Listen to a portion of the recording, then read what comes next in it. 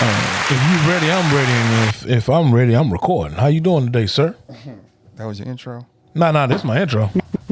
Now let's begin the story. That time, motherfuckers. Dub down, motherfuckers. H-Town's finest 16 Shots podcast. Stop lighting with the blame now. Yes. It is us. It is the 16 Shots podcast with Young James Boogie. Hey, y'all, Dub. Tell me how you took, and I'm going to tell you what I meant. It's the last podcast of 2022. This is the last podcast of 2022. So after this podcast, the first thing you will hear is season 3, episode 1, 2023. Young James Boogie, how you doing tonight? I'm doing well, sir. I saw some things on the gram. Are we talking about it or no? On the gram? On the gram. Oh, okay. You want to talk about... And you can take glasses off. Nah, man. There's no video being recorded. I know, but I just feel gangster right now. You feel gangster right now? Yeah. You talking about the gay coach? What gay coach? Speak on it. Okay, so at Coppin State. Who? Coppin State? I believe it's Coppin State. It's called Coppin State. Yeah, Coppin State. All right. If it's not Coppin State, so what? It's a school. Yeah. This is a real story. One of the ex-players who's a coach Right. catfished one of the current players. Since an assistant coach, former player, catfished one of the current players as if he was a woman and got him to send nude pictures. Time out. So I'm the coach. I'm assistant coach, yeah. I'm the assistant coach. Yeah, one of the former player. Was a former player. Yeah. I'm an assistant coach. I'm like 25, 26 maybe. I'm an assistant coach at 25, 30 college. Mm-hmm. I used to be a former player that I played point guard. Mm-hmm. I'm an assistant coach now. So I catfished one of my current players. Yeah. I acted like I was a female and got the current player to send me dick pics. Naked pics and dick pics, yeah. And it's Coppin State, yeah. Boo. Why? Well, that's not where it starts, bro. Oh, that's just I thought that was the end of the foolishness. That's the beginning. That's just the beginning? Okay. You just put the tip in. That's just the beginning. Pause. So then he turns around and tells the person who he's catfishing that he's also catfishing himself. So he's not telling them he's cat. He's like, oh man, they got me too. You know, that's what he's telling him. Okay. So then I turn around and I tell the player like, oh man, that shit happened to you. Yeah. Man, that person hollered at me too. Yeah. So then they say if they don't send pics, he's gonna expose them and get their scholarship taken. So of course he's down with it. So then he tells them if you don't have sex with this dude, the coach tells the dude as the woman. So the coach, I'm coach woman. I come to you as a woman and say, if you don't have sex with that coach guy, then I'm gonna expose your pictures. You're gonna lose your scholarship. Yeah, that's fucked up. So of course he don't want to lose the scholarship. So he had sex with the dude, right? So he didn't want to lose the scholarship. So he in return had sex with the assistant coach. Yes. At what point did he realize that the assistant coach was lying and catfished him? I don't know, but then in all this malarkey, the head coach is somehow the players it gets back to the head coach, and the head coach is like, who was Juan Dixon, who used to play for Maryland. He hired the assistant coach knowing he had some mental issues, but thought he was working through it. So, long story short, the dude ends up having sex with the coach like several times because he's like, I'm gonna expose these videos, and then he still exposes the videos. The coach does? Yes.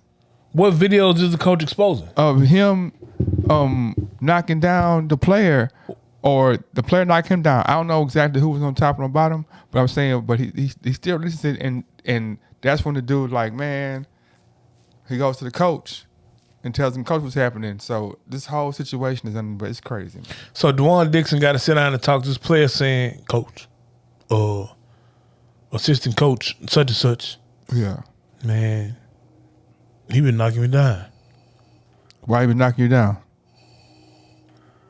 Some female sent some photos And she I tried sent to. I sent supposed to the female, and she. Oh yeah. No, he posed to be a female. I sent the dick pics, and then next thing I know, Coach told me I had to smash him. That's cold blooded, bro. That's a cold blooded play, man. All right, so have you heard about this one? I thought this was hilarious, bro. A priest reportedly close to the Pope. So he's close to Pope Francis. Yeah, I heard it. Yeah, keep going. Yeah, so one of his homies, gang, Yeah. he's accused of inviting two nuns to partake Yeah. in an a orgy. Holy Trinity threesome. Yeah. Boy, that's fire, bro.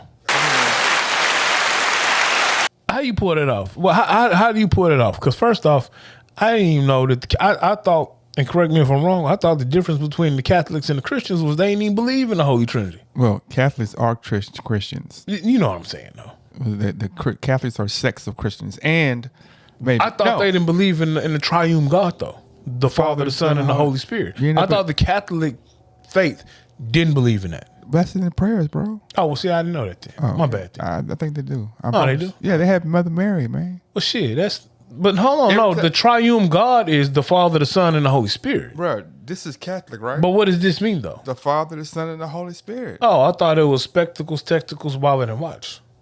You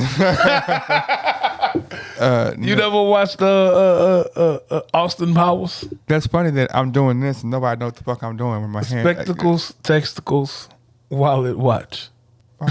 Well, I guess yeah. Yeah. Oh yeah, you go on your chest there because we're doing the Yeah, you know what I'm talking about. Well, anyway, that's kind of fire. I mean, if you're a priest, yeah. but that's a fire line. Hey, why don't y'all come over? We can have this Holy Trinity threesome. I saw a movie with the brother from Atlanta who was gay in the Marvel movie. What's his name? Paperboy. He's gay in the who? In the Eternals. Oh, he played in Atlanta? Yeah, he's the main character. In Atlanta? Yeah. The nigga with the glasses. Fat boy. Paperboy. Yeah.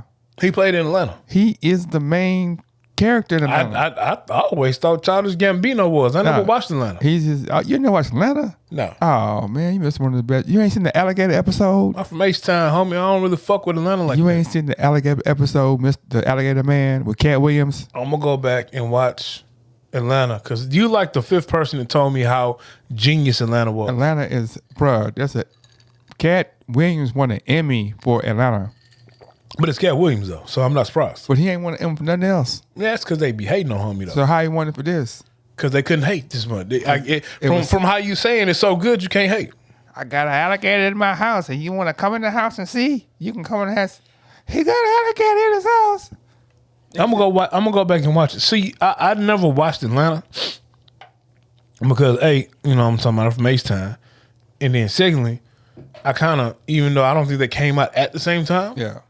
I always looped Atlanta into like Insecure, and I thought it was just Insecure for niggas, so I ain't watch it. Bruh, you got Zazie Beetz. You got Lakeith Stanfield. Lakeith Stanfield, Yeah. that's the nigga from that's homie from Yeah. Where he was in Get Out. he was in Get Out, he was in the Cowboy movie with Idris Elba, Yeah. and then he was the whole ass nigga, and The Judas and the Black Messiah. he was Judas. Yeah. He wasn't the Black Messiah. No. Yeah, he just oozes bitch nigga to me. Oh man, he one of the best. Man, he's so real in Atlanta, man. Oh, okay. He's so What's the one? The one with him and Zazie Beetz when they was a couple and he moved up the corporate ladder and it started changing. I didn't watch it. Oh man, you watch no. Anyway, you ever seen the Atlanta scene where they in The holding tank. Yeah, I did see that. that is man. That was hilarious. That's hilarious. Yeah, that was hilarious. Yeah, I don't think he had sex with a homegirl or homie. Just a homegirl. But that was funny. That's funny. I mean, gender is fluid, and yeah.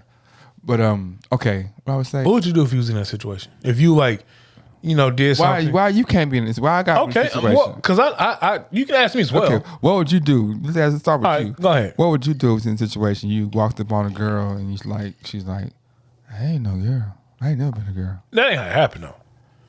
I was in jail. I got pushed. I got pulled in the holding tank and saw a shawty I was messing with. Yeah, See, because I'm not that ignorant. yeah. I would put like 2 and 2 together and be like, damn, that's fucked up. You couldn't tell me you was a nigga? Yeah, and then but so that's all you would say?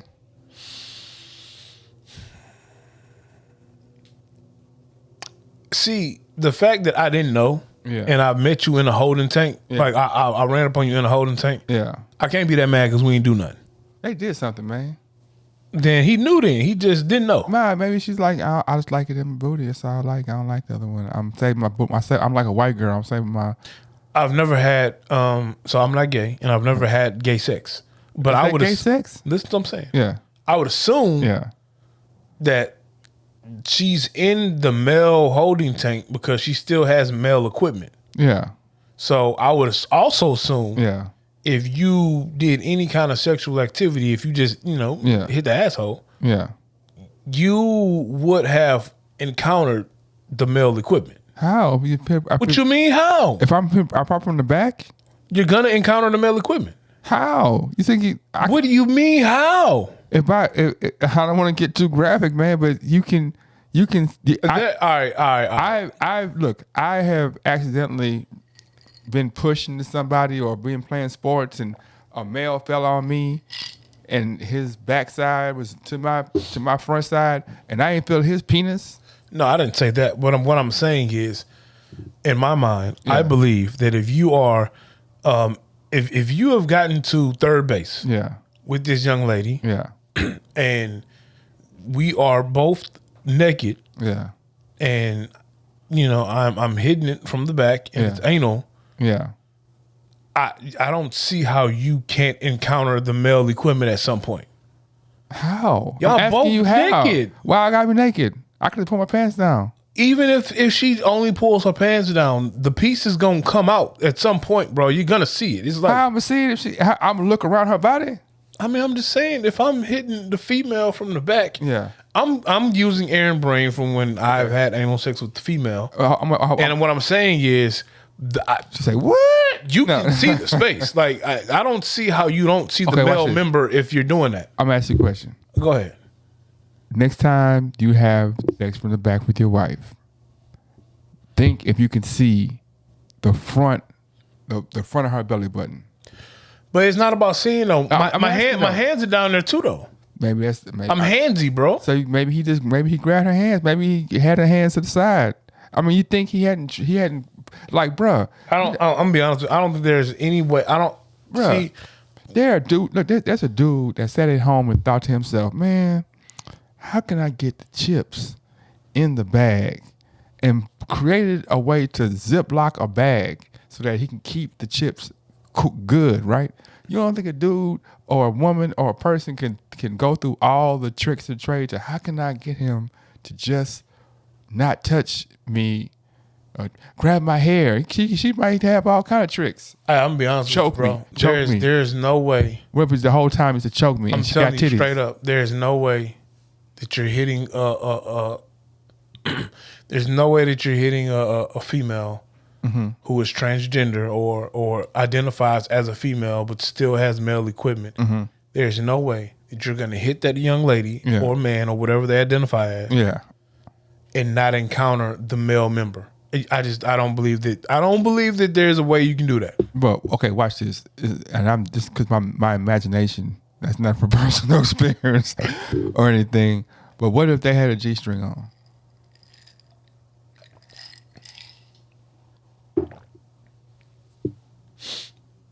I see what you're saying. What if they had G-string? All you did is pull jeans to the All side. I'm gonna say is when I'm in the shower and I'm cleansing myself. Yeah. You finna fuck up. I'm saying when I'm in the shower, I'm cleansing myself. I mean, we're adults. You gotta clean your butt crack, bro. Okay. I encounter my male member, bro. I don't know how you hitting somebody from the back. Hold on. What? When you're in the shower And I cleanse myself, I encounter my male member, bro. you touch your member in your butt crack? I didn't say no. I didn't say I'm not that. saying I'm just I didn't say that. I just said there you're gonna encounter the male equipment, bro. There's If you no come way from the back of your there is from no the way back? there is no way that you have someone bent over. If they have a G-string on. Nah, bro. There's no way that you have your significant other bent over, and if that significant other just happens to have male equipment, there's no way that they're bent over.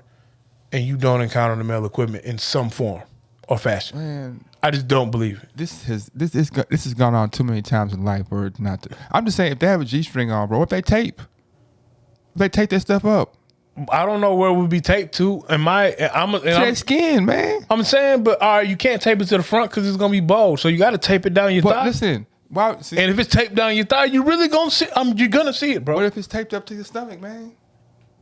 Nah, they can't do that. Why can't I do that? Because you're trying to be a female, and I'm only using my logic. You're trying to be a female. Yeah. So if I got it taped up here, someone's gonna see a print in your stomach because you got on tight women clothes. But bruh, you assuming everybody got 27-inch dicks, man. Somebody might have a 4-inch dick or 2-inch dick, and they tape to their stomach, and you never, man. I've seen. Well, if they got a small piece, it's not gonna be taped to their stomach. Then they because you can't even see it. I don't know, bro. I don't see how you just.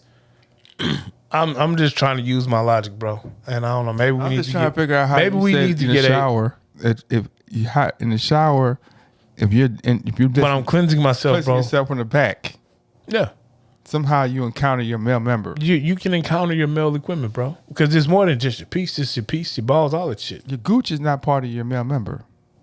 See, do women have a gooch? No. Yeah, they have like a mini gooch. It's Nah, it's a all gooch is a there. space That's what in I'm between. saying, bro. Like it's when you're there, bro, and you're doing like you ain't just. First off, I don't know what you do, but you don't just pull the pants down and just go straight to the hole. That's what they do. There's some foreplay isms in all of that, and within the foreplay isms, you're gonna encounter the male member. See what I'm saying? Look, she might tell him, "Hey, look, I'm about to suck your dick until you cry, and then when you start crying, I want you to put it in my ass on." That might turn him on, and that's what he do. I'm gonna be honest. That's all he do. If the young lady says that or whatever it is, Yeah. says that to me, Yeah, and I don't know, I'm thinking you're a young lady. yeah, If you gonna give me head till I cry, yeah, well, there ain't gonna be no more action after I cry. yeah. But I'm just It's saying- done. Like, hey, I'm sorry, I finished. then she might be like, "Just stick it in there, limpy." I don't care. I mean, I don't know. I've never been. I'm just saying. I don't know how. Like the question I would have. I would always think that the muscles are like it's a man ass. You can tell the difference between a man ass and woman ass. But then again, I don't know. Technology's too fly now, though, bro. Like, the technology has advanced since then to now. Like with the BBLs and shit. I mean, You might not know what you hear. Atlanta is not like 10 years old or nothing like that. That's what Only four I'm seasons not in. talking about then. I'm just speaking of technology, period. So I don't think that's the thing. I don't know, man. I don't know, bro. Anyway, We were there too long. Fact of the matter is, you knew if you got to third base, you knew that wasn't just a female. maybe I can get third base, man. That's what I'm saying. I don't think he hit nothing. I Maybe think she just gave him a bunch of head and he got some. I can see that. I can see he got a bunch of head. I And, can see and that. then one night she was like, I don't want to get pregnant, so I mean, Nah, you're going to encounter the male member. Because if the head is that fire and we adults, I'm gonna want to return the favor to you. you're assuming. No, I'm telling you. I'm That's just what talking you about gonna for me. want- yeah, that's what you I'm gonna gonna do. want to return the favor to you, She's gonna say, no, but I want to know why then. I don't like that. No, you can't tell me that, bro. I want to know. See, now I'm gonna be investigating. I don't like that. You I know- can't tell me that. I know women that were born women that don't like that. But No, that's cool. Yeah, and but that's I'm how you gonna do some do it. investigation though. I'm saying, but she don't like that. Then Shit, that don't mean I'm not forcing myself to do that, but I'm definitely gonna do some exploration. maybe he ain't never really had sex with a woman before, so he don't even know what real vagina feel like. So he think that booty is the vagina. I don't know about that one, homie. She might just have a gang of lube going on. She's like, put lube on it to make it wetter. We're gonna have to see. That's suspect to me too. I don't know. I'm just. I'm just telling you that these are red flags that will go off in my mind. Is Budweiser really good? It's tasty. I pondered that while I was. It's tasty. It's complimentary. You can't just drink it by itself. You have to have something else with it. I said I was gonna try one of these the tomato sauce shit. Oh no, I'm never drinking no shit like that. A Bloody Mary. Nah, they're like the micheladas. I might be saying it wrong. Micheloba. It be looking real festive. You know what I'm talking about? Nah, You go in man. the store, you buy the styrofoam cup with the Lucas on it. Yeah, you drinking tomato alcohol. What the hell? You know what, man? You know that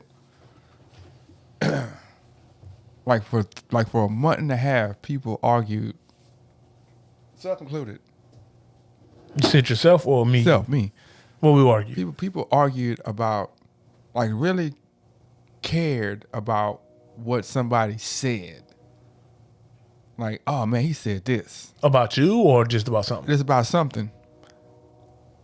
Like, and to put it in perspective, the NBA Finals was on, right? 1994. The Rockets, they're playing against the Knicks. Akeem Olajuwon. The Dream. Patrick Ewing. Is the Dream the greatest center to ever play? He's one of the greatest. Top 3? He's top 5. Top 3. Top 5. Top 3. Top 5. Name 4 better. I think that would be better. Well, name 4 better. Okay, Kareem. I don't think Kareem was better, but go ahead though. I know Kareem has the accolade, so I can't take that away from him. But I don't think Kareem was better. I mean, numbers say he was better, so I'm not going. I can't take that away. Go ahead. Fuck the numbers. Kareem got a shot that can't nobody stop. Scott Hook. Like, how the fuck? What's better than something that's the Dream had a shot? Could nobody? Dream has a shot that can't nobody A, stop, and B, replicate. But he ain't created though. Dream Shake? Yeah, now what's called it? Elvin Hayes showed him the Dream Shake, man. Dream Shake was every angle though. But still, it's like somebody taught you how to do that, man. Somebody taught him how to do a move, and he evolved that move. He evolved that move, but the only person that came close to the only person who came close to replicating and using it effectively was Kobe. Kinda. Nobody else did. But Jordan had a shake, but now it wasn't Dream Shake though. But the Dream Shake, any angle. But the jump hook, any angle too. But I'm saying, you know how many? I swear, the Dream had at least 6 shots out of that one move. Look, man, I don't need all them shots, but my one works, bro. I don't need to have 15. I didn't see Kareem catch that hard 3-point line, just turn around and you can't stop it, man. Scott Hook was. I mean, but I can shoot Scott Hook from anywhere on the court. George Gervin had an unstoppable finger roll. I had to dribble to the goal. He still had an unstoppable finger roll, man. And it's not a finger roll when George Gervin, Iceman, do it. It's finger roll. But this nigga, like, he ain't finger roll from 3-point line. Name 4 that's better than Dream. But I'm saying he ain't finger roll from 3-point line. Name 4 that's better. It's like Kareem, Russell. Damn. I can't argue Russell, and I can't argue Dream. That's 2. If top 3. If top 3. My point has been made. Shaq. No, top 3. For centers, yeah. Dream abused Shaq, by the way. Shaq got more rings than Dream. Dream abused Shaq though. One time, yeah.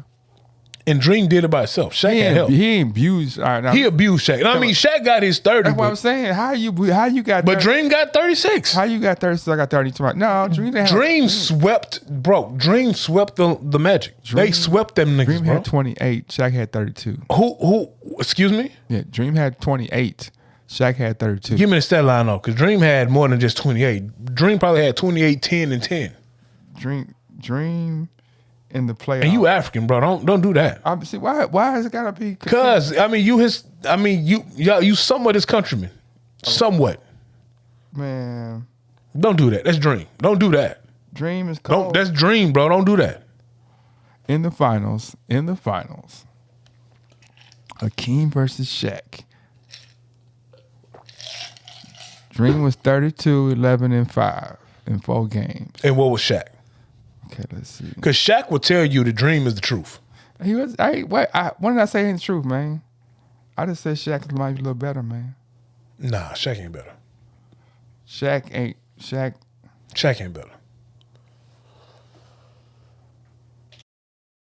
Shaq had. Hold on, man. They don't want to show this man's stats.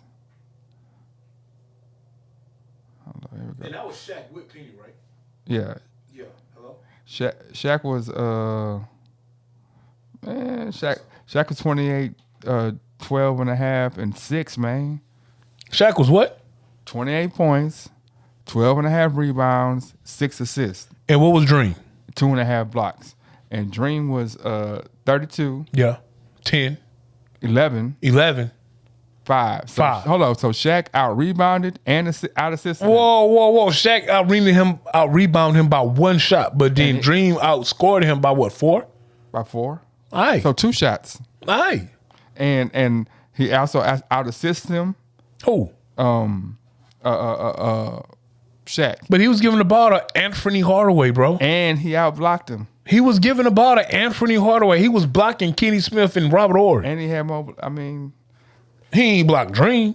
I know he ain't do that. I think he ain't blocked. He had to block. He ain't block Dream. Who was holding? If he had 2.5 blocks a game, you think all his blocks came from somebody else? Nigga, he probably was holding Otis Thorpe. Was Otis Thorpe still on the team then? Otis Thorpe was up for one. He definitely was holding Otis Thorpe. Shaq. Nigga, Shaq had Anthony Penny. He had Penny Hardaway, bro. Penny fucking Hardaway. Who would you rather have, Penny Hardaway or Joe Dumars?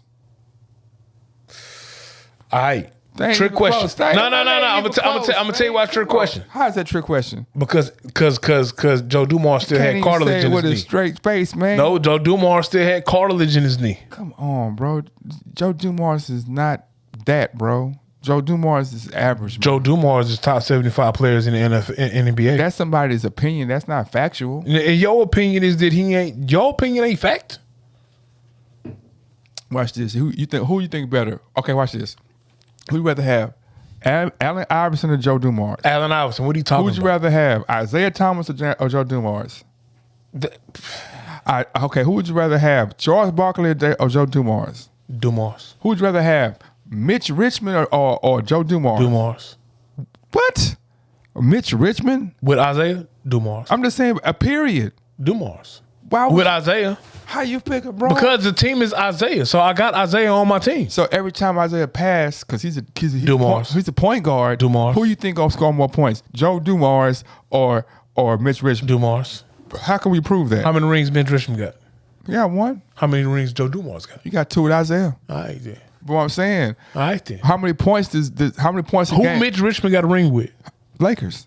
How many? And who was on the team with him? Kobe. Who? Kobe. And who else? Jack. And who else? That's it.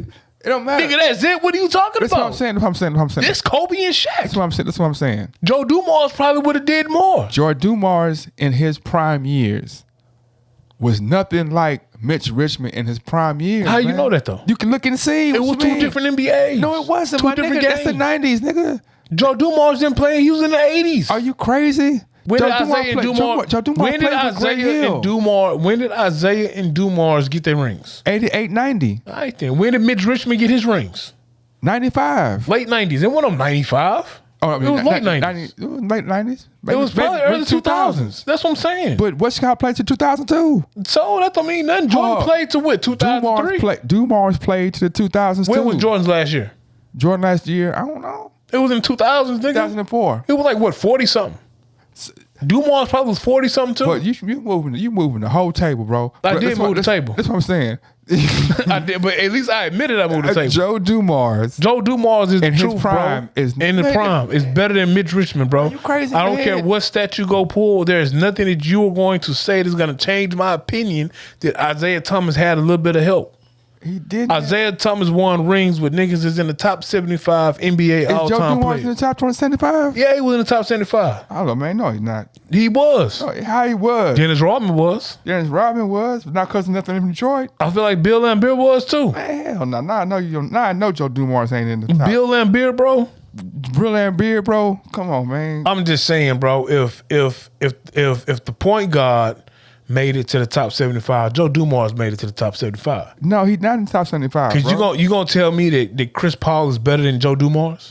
Joe Dumars is not in the top 275. He should be, bro. Why should he be, man? Whoever left him out, it was a travesty. Man, If Anthony Davis is in the top 75, Joe Dumars should be there. bro, Joe Dumars is 16 points a game for his career, man. I mean, Anthony Davis is. I'm not gonna even. I mean, if you factor in the games that he missed because he always in street clothes. What does he average a game? Who? Anthony Davis. I don't know. He always got on street clothes. He in the high 20s though. Nah, he don't play enough. How you mean when he do play? You gotta play enough. You gotta play a certain amount of games before it to even, I'm talking about register with everybody else's game output. Joe Dumars, like none of these dudes are slouches in the NBA. Let's start there. Joe Dumars dropped 40 on your head right now, bro. Man, Joe Dumars, his 59-year-old self will get embarrassed. Joe Dumars' 59-year-old self probably dropped 40 on your head right now. Bruh. And just so you know, I'm back in H-Time. So in 2023, the 16 Shots podcast is going to live stream your game. I ain't, okay. Yeah. No, oh, you ain't hooping no more, bro? I mean, I ain't played no leagues in a couple months, but I'll get back in one. Yeah, that's what I thought. Hold up. Mitch Richmond got more All-NBAs. Bro, who is Mitch Richmond? I don't even know what he look like. Mitch Richmond got Rookie of the Year. I don't even know who Mitch Richmond is. For his career, he's 21 a game. I don't even know what he plays. averages What more position does he points. play? Shooting guard, just like Joe Dumars. He played the 2 with Kobe. No, he didn't. He didn't even get on the court then, bro. Mitch Richmond averages more points, more rebounds, 1 less assist, more steals, more blocks, has more career points, has more career rebounds. Come on, man. As a field goal percentage is 0.5 difference, is a better 3-point shooter, better free throw shooter. Best year was, man, come on, bro. Come on, man. But he played the 2, so he never got on the court if he played with Kobe. He got a ring. Because he was riding Kobe's coattail. He got a ring. And what was Joe Dumars doing? Joe Dumars was starting, my nigga. He was Starting, my nigga. He was 20-something years old, bro. He was starting, my nigga. He was 20-something years old. He was starting, though. Because that was his role. Did you ever see Hoop Dreams? Yeah, I saw Hoop Dreams. Isaiah wouldn't even call his nigga on Hoop Dreams. Isaiah who? Thomas. That was about Isaiah Thomas, Hoop Dreams. No, it wasn't. Who was it about then? It's about Arthur A.G. And who else? And I forgot the dude's name, man. But it was loosely based on Isaiah Thomas. How is it based on? Because I just made it up for it to sound good. That's why. I be telling people all the time, bro. I be like, man, you ain't even got a winkle, bro. Oh, A winkle. I don't know what that is. I know nobody does, man. So you just, man, you don't even have a winkle, man. This ain't a real store. They ain't got a winkle. All right, I'm finna. Hold on. What look like one of them? What were you talking about? Taylor Port looked like some wine that like old, not old. Taylor Port looked like some wine that middle-aged single bitches drink. Man, Taylor Port look like something you buy from Ralston's, man. Nah, bro, you only Taylor Port really look like something you buy from Ross or TJ Maxx. I ain't bought no liquor out of Ralston's in like some years. I ain't know Ralston's liquor was still open. I'm bougie. I realized that I'm a bougie nigga. You be going to I go to Total Wine. Fuck Total it. Wine or I don't even go to Specs no Goodies. more. I go to Total Wine. You don't go to Goodies, man. You can get I don't even know what line Goodies is. of credit. That's they have like lines of credit, man. Nah, I don't need a line of credit. You got a drinking problem if you got a line of credit at the liquor store, homie. They got lines of credit. You like got a card. You can like shit. You get. Oh man. Nah, I'm gonna be honest with you, homie. If you got a line of credit at the liquor store, you got a drinking problem. If I don't have money to buy the drink, I just don't need the drink. Man, I've been thinking I be having all the common sense in the world sometimes, and maybe I be wrong. Give me a scenario. I'm gonna tell you if you got it. Man, when you go to like, okay, they like, man, homie worth $5 million. Okay, That's his net worth. $5 million. Yeah. That's his liquid. That's all his assets. He's worth $5 million. Yeah. It's worth $5 million. All right. Okay, if he worth $5 million, man, what that really mean though? That means his liquid assets, everything he owns, if he had to sell it all right now, he's worth $5 million. That doesn't mean he has $5 million or he or she doesn't have $5 million in the bank. Though. It means their real estate portfolio, their business, their liquid assets, cars they own, jewelry, all that stuff. It could be it could be worth $5 million. That's what I'm saying. It could, because really, let's say It's a loose estimate. But even in the estimate, let's say tomorrow, Master P needs to sell his assets. He can't sell his assets for, like, if any time he has to get liquid, he's never gonna make what it's worth. So I don't think that's the case. I think That is the case. No. When people, so some of that stuff is legit. Like, you know, I have a portfolio that's worth $10 million. Let's say. Time out. I'm a real estate guy. Yeah. I have a real estate portfolio that's worth $10 million. How? Now, listen to what I'm saying. Because most of the time, whatever it is, it's appraised at that's what it's worth. Okay. It could be worth a little bit less than 10. Yeah. It could be worth a little bit more than 10, because we all know these markets slide up and down by the day depending on the climate of everything. Exactly. So it could be worth more. It could be worth less. So I'm saying it's a loose estimate. It's really just what they feel at that time. Because what I'm saying is, watch this. Well, I don't think it's what they feel. I do think it's what the market could dictate. That's what I'm saying. So if this week the house next door is worth $60,000. Yep. And then next week somebody says, man, that's prime real estate. I'll buy it for $100,000, right? No, not that they just put it out there that if I was buying that property, I'd buy it for $100,000. The price just went from $60,000 to $100,000 that quick. Now somebody else who has properties just like him, you're like, man, that shit ain't worth for $20,000. Now the price then dropped. Like, it's all speculation. So I don't think it works like that. But it does, because look. I don't think it. No, so I know it doesn't work like that. I know this. I know this can happen. Yeah. Now I know you can live in a neighborhood, and let's say, because Zillow has done this, you can live in a neighborhood and an investor can come through. Your house is on the market for, let's say, $100K, and an investor comes through, and they buy 4 houses 2 blocks away from you at an average of $180K. Okay. Your $100,000 house is going to go up in value because that investor came through and said, you know what, these houses in this area are worth $150 collectively, and they paid $150 for 5 of them. Okay. Also, things can drive the value down as well, and your house that you thought was $100K can be on the market, or something can happen, and it can drive that value down. That's what I'm saying. So there's nothing. You gotta sell it.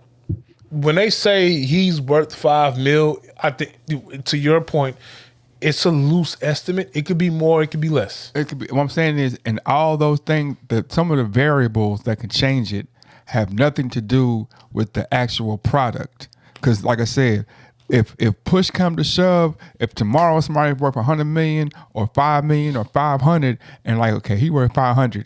If he sell all his assets, he'll be $500.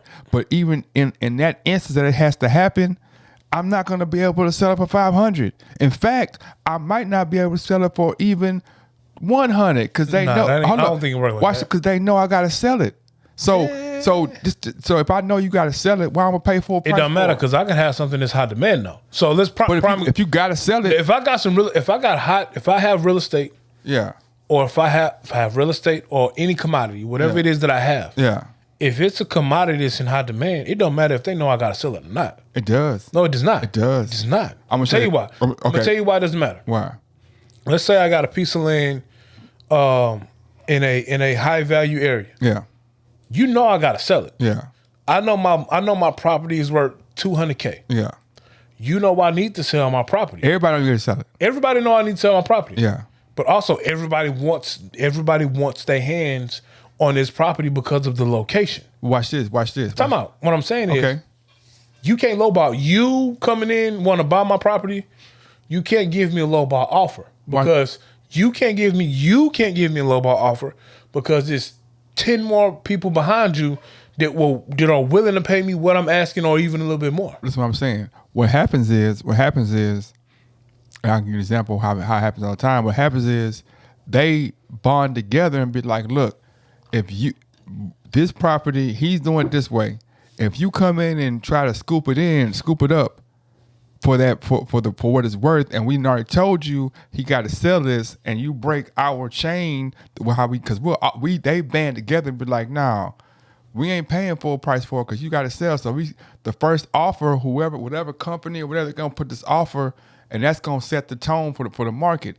And if you try to lowball that offer, then they ain't gonna fuck with you in business no more. And so to keep the business going, it's just how gas works, bro. If I come out and have we on a block on this, it's 4 gas stations, and I come out with 240, you're not finna drop too much lower than 240. You're not finna go to 150, even if you can, because we've already said, man, this is the price we gonna sell. We starting here.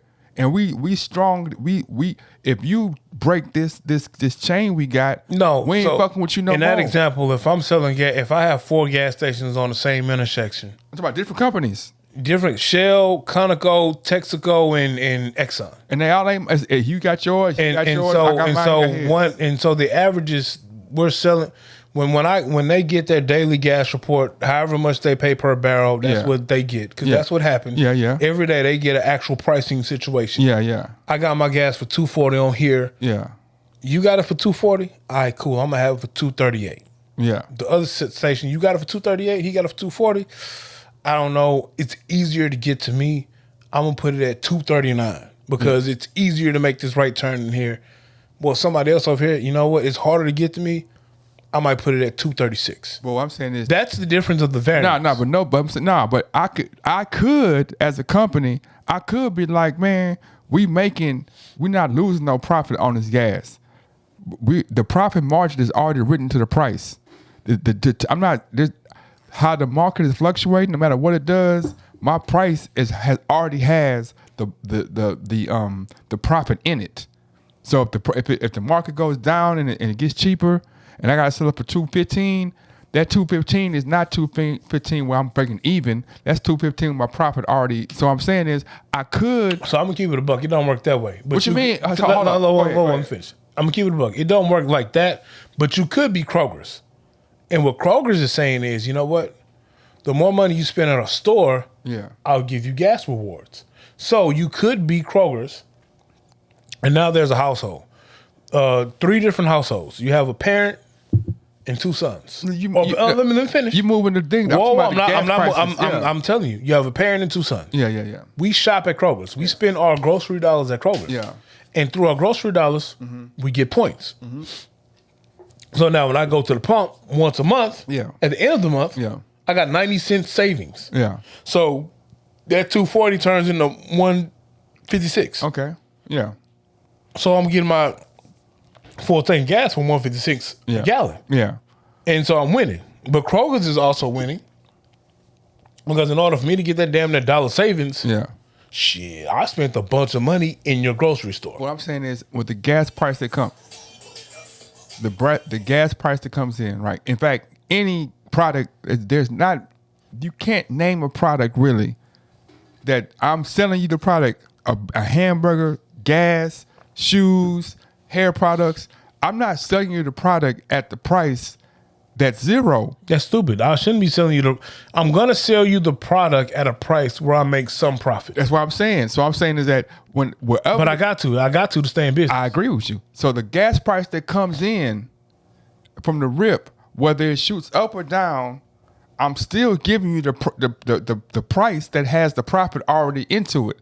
Whether the price of gallon drops 25 cents or goes up 50 cents. However I price you out, customer, my profit is already written into my price. But some of that is so you got to realize the reason why, and you stay using gas. The reason why you'll find gas stations within a 10-block radius that can have a variance of 50 cents difference. Some of it is you got to pay for real estate, depending on where your location is. Come on. Watch. So you mean to tell me that you don't think that a price is higher depending on location? I'm asking. This is what I'm saying. Whoa. Let me answer the question. Answer that question. Let me answer the question. Let me answer the question. No. Do you think that you would pay a difference of price because of location? Let me answer the question. Yes, you pay different prices at different locations, but that is a crock of bullshit because, let me finish, because the same truck that goes to Shell in the affluent neighborhood is the same truck that goes to Shell in the poor neighborhood. So me charge you a different price, it doesn't have nothing to do with the location. So let me ask you a question. Lifetime Fitness in Greenway Plaza versus Lifetime Fitness in Copperfield. Yeah. Whose actual real estate cost is higher? Where and where? Lifetime Fitness in the heart of Greenway Plaza versus Lifetime Fitness in Copperfield. The Greenway Plaza. All right, so do you think that your membership in Copperfield will be the same amount as your membership in Greenway Plaza? Hell yeah. Why wouldn't it be? I'm 100% telling you. Okay, well, I'm saying, watch this. Watch But I'm Hold telling up. you it's not. Well, I'm telling you, okay, that could be right, but I'm saying that's crazy because Why is it crazy? Because this is not this brand that I'm buying. It's not a brand that's based on location. It's based on brand. The reason why I'm fucking with this LA Fitness, we're not even in LA. Lifetime Fitness. It's not because of the area. It's not like this is exclusive to just Houston or just that area, nigga. This same exact gym is over there. But you pay a premium for the location. This is what I'm saying, bro. This same exact equipment, everything in this gym, the same thing that's in this life in this green plate. It's the same shit that's over here. But it's not. The amenities are different. But I'm saying, listen, what I'm saying, why would I have different amenities? Why look? You have different amenities. I'm telling you, you do. You do have different amenities. Why would I do that? Because it's a different demographic that I'm adding price to myself. It's a different demographic that you are catering to. B, it's a different location. So your Copperfield might be more family, soccer moms, things like that. Your Greenwood Plaza will be more businessmen and women. They will have different needs. They will have different amenities. Why? Hold on. 100%. But that's what I'm saying. That's what I'm saying. But what you're doing is you're saying that they are taking our USA model and saying, okay, we have this thing this brand that we established across the board. Okay, it's the brand we established. This is what we go. Yes. We have X, Y, and Z. So what makes my brand successful and what allows me to be able to franchise, because I made a template. Okay, I can drop this boom, boom, boom, boom. Why does it hold validity? Because we saw it work successfully in this place, and that place, and that place. It's the same model. We don't want to bring something different here. If we do bring something different here, yeah, if we're in a high-end area and we bring something different, not only if we charge more, we are also adding to our cost, so we breaking even. Because the Lifetime Fitness in Greenway Plaza, if it has different amenities, it's them amenities, just to house that stuff there adds cost to the template. So whatever I spend on that, I'm breaking even, because even though I'm spending more for the memberships, I'm breaking even because they doing the same thing without those amenities. Oh, I didn't say about breaking even. We're just talking about the cost. So that's why. That's what I'm saying. We're just talking about the cost. That's what I'm saying. But I'm telling you. This is what I'm saying. But I'm telling you, the membership in Greenway Plaza will cost you more. Yeah. Because A, the real estate is higher. B, that's stupid. How is it stupid, boo? It's stupid. I'm not saying you're stupid. I'm saying no, you're not saying that. I'm saying how is it stupid? Let's think about it in a business manner. In a business manner. Time out. Let's think about it in a business manner. Okay. If I have to pay, and this is simple. Let's go back to gas though. Time out. Stay on gas. We can move off gas. This can be in anything. No, it's different. No, this can be in anything. It's different. Simple facts. No, it's different, bro. No, time out. Simple facts. Go back to gas though. I'm still on gas. Okay. Simple facts. Mm-hmm. If I have to pay $1,000 per month to rent this space, and sell gas, mm-hmm. I'm selling the same gas that I get off the same Suncoast truck.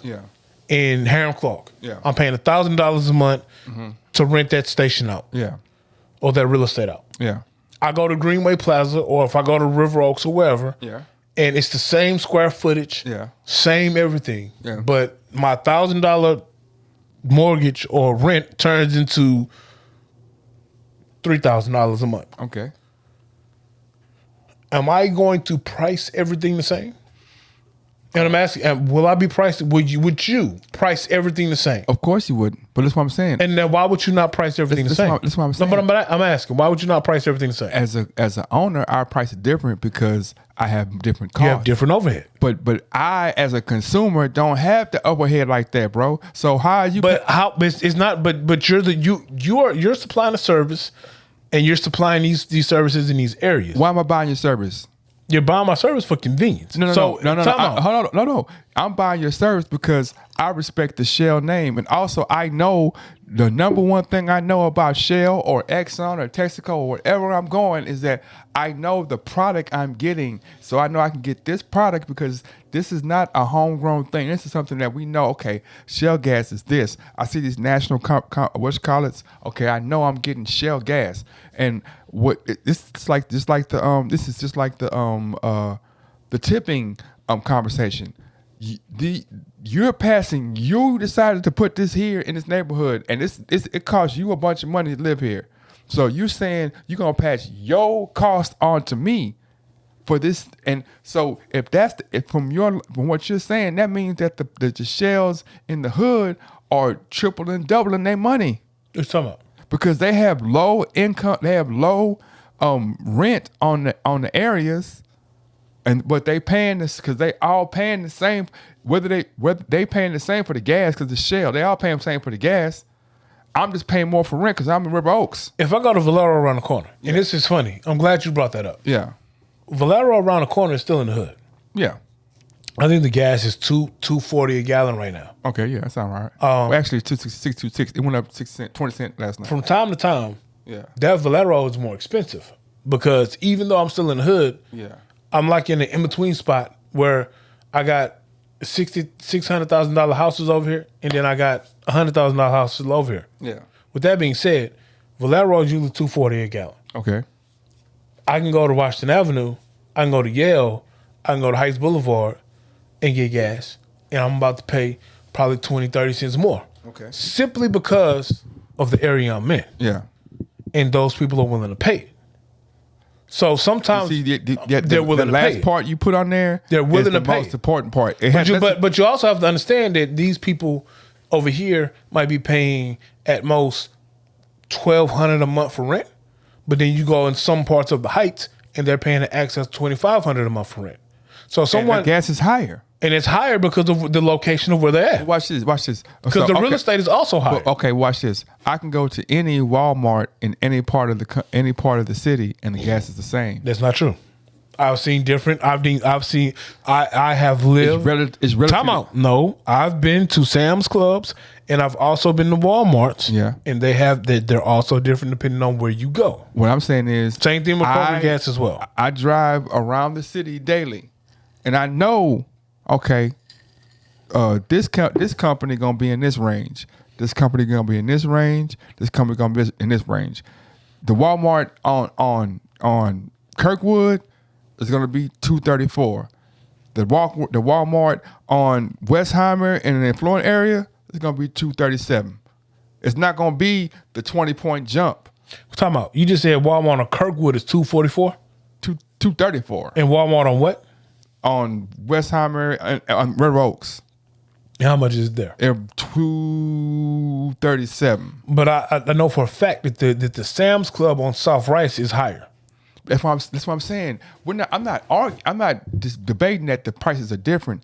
I'm debating that the reason why the prices are different is because the owner is passing on his cost of what he does to you. But that's anything you buy in any kind of enterprise. That's what I'm saying. That's why eggs. That's why eggs are like $5 a dozen now. When eggs used to be $1.99.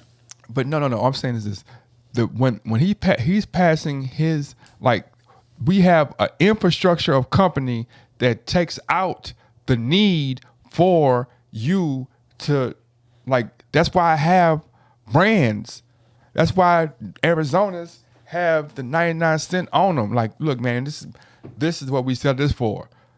It's like a brand. So if I have the same brand in 27 stores, why would I pay different prices for the same brand?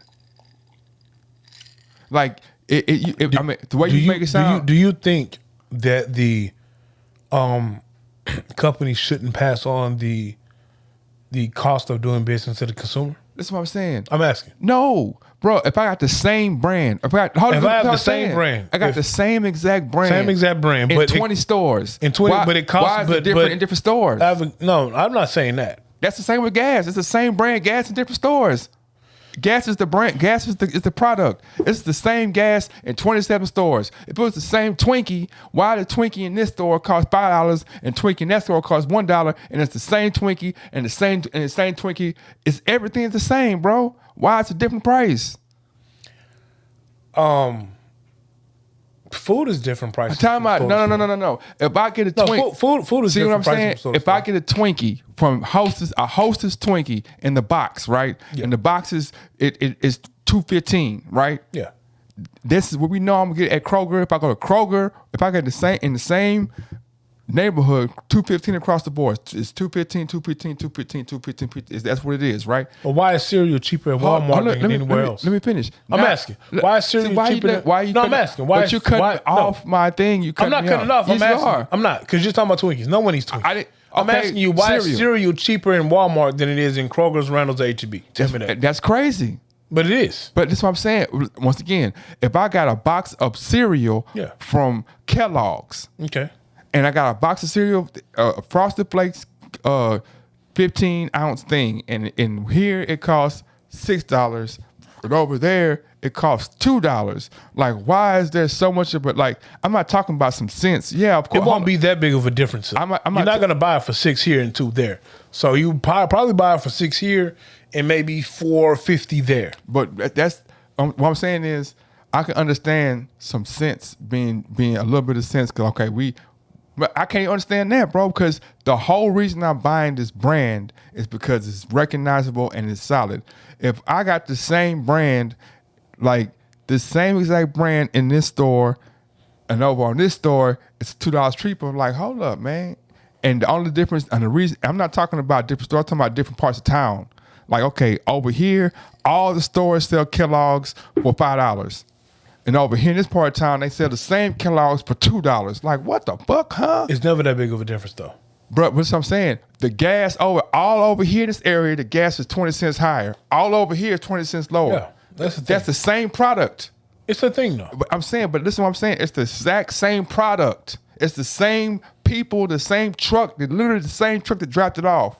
And you telling me that you don't see anything odd about the owner passing on his personal cost to you for the same product. But if I said the same thing about cereal, if I like shit, okay, all the cereal in this part of town is $2 higher or $1 higher than this. Like, why is it more? But see, that's because the thing, of the location. I don't think a lot, and I could be wrong, but from my knowledge of it, it's not all on the owner. So a lot of times, when you are the owner of some of these service stations, you may own the service station, and you may be able to set your own prices of things that you sell within the store, things that you sell. You know, you might have the burrito stand or chicken fried, Chester's fried chicken in there. Yeah. A lot of times, these gas prices are things that are sent out. However, whoever is, I'm just saying, I don't know who the wizard is with the magical hat that's setting the prices. That's what I'm saying. And I get what you're saying. That's what I'm saying. I feel like if you truly ask me the truth, I feel like I understand why gas in Houston is cheaper than gas in Georgia or gas in New York. Yeah, because those places are further away from transportation, refineries. right? Yeah. So I get that. Yeah. I understand that. Yeah. But if you ask me the truth, I feel like if gas in Houston, let's say gas in Houston, the average is set at $2.40, there should be no place in Houston. If the average for Monday is $2.40, I have to pay $2.60 for it. I don't think that should happen. If the average of gas in Houston on Monday is $2.40, I should pay between $2.39 and $2.41 for gas throughout the whole city. I'm gonna say one more thing. But that's not what happens. I'm gonna say one more thing about gas. And I'm gonna get off it. I knew gas was a whole hustle, and I knew it was fake, and that there's something that's not right about it, bro. Because okay, so the gas truck comes at 10 in the morning. This is say around 10 o'clock in the morning, right? Drops off 100 gallons, right? Okay. It's set to come back in 3 days, drop off 100 more, and do that every 3 days for the next 30 days, right? Right? This is already set to happen. We know it's coming. I'm listening. It's already it's just a matter of them picking it up, bringing it back, picking it up, bringing it back. It's already there waiting on to come. It's not like it's brand new gas I'm making today, right? Now I dropped the gas off at 10 a.m. on Monday. Okay. You charge is $2.40. 10 a.m. on Tuesday is $2.60. Yeah. Right? The reason why you charging me $2.60, you're saying, oh man, well something happened in the Middle East today. You're paying for futures. Yeah. I'm paying for the future. But even the future I'm paying for, I'm buying gas that's already there. It's already been. There's nothing more you're doing to this gas. So you upcharging me based on some shit that maybe we don't know happened. Let's say something happened in the Middle East and there was a fight. So we think gas might go up. If I think gas might go up, the price goes up. The fight ends. The next day it's all over. The gas price might come down a week later, but it's still the whole day you made 20 cents more on the speculation. So let me ask you a question. Yeah. Boogie is a singer today. Yeah. And Boogie is a singer today. Yeah. Boogie makes good music. Yeah. Boogie is in high demand today. Yeah. Boogie goes on Ellen today Yeah. and debuts his single that he's been pushing for the last 6 months. Okay. Boogie's price was $5,000 a show today. After Ellen and Boogie's single skyrockets, are you charging the same amount of that? Time out. Are you charging that same $5,000 tomorrow that you were charging today? No. All right. Why are you not charging that same $5,000 tomorrow that you charged today? Because the perception of our product has changed. Same thing with gas and any other product. But now that's what I'm saying. It's the same thing, bro. No, watch this. It's the same thing. No. If I have a packaged product that's already been packaged and processed, and it costs me $20 to do, it costs me $20. It costs you $20 to record your single, regardless. However hot or cold you are, No. it only costs you $20 to record. But it's different, bro. How is it different? It's different How? because the recording, the singing, whatever it is, that's an original comp. It's one of one. So It's one of one, why is gas cheap right now, bro. No, talk about why is gas cheap in the winter? Listen, no, but No, listen. Why is it? how cheap? come you can make you I'm- got a whole story? No, I'm and trying to make just a point. saying- Why is gas cheaper in the winter? Why is gas? Why is gasoline historically cheaper in the winter? I don't know. Tell me why. Because there's less road travel. Okay, Why does it usually go up in the summer? it's more road travel. Because there's more road travel. Yeah. So because there's more road travel, it's going to go up in the summer. That's why they're projecting that we in Houston can hit gas at the excess of $3.80 That don't make sense. once summertime hit. That Because makes more people are traveling, That don't make sense. so they're going to charge you more. It doesn't make sense for the consumer, That's what I'm saying. That's what I'm saying. but I get it though. That's what I'm saying. And also, and then I'm gonna let you go.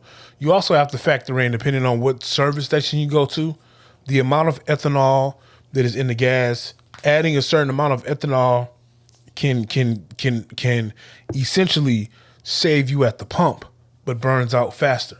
So if you go to a gas station that has 5% ethanol, your gas price will be technically higher than a gas station that has 15% ethanol. So that's why your time wise is, I think they changed to something else, but some of your time wises that have more percentage of ethanol will be a little cheaper. You know, you can go to Time Wise be like 20 cents cheaper.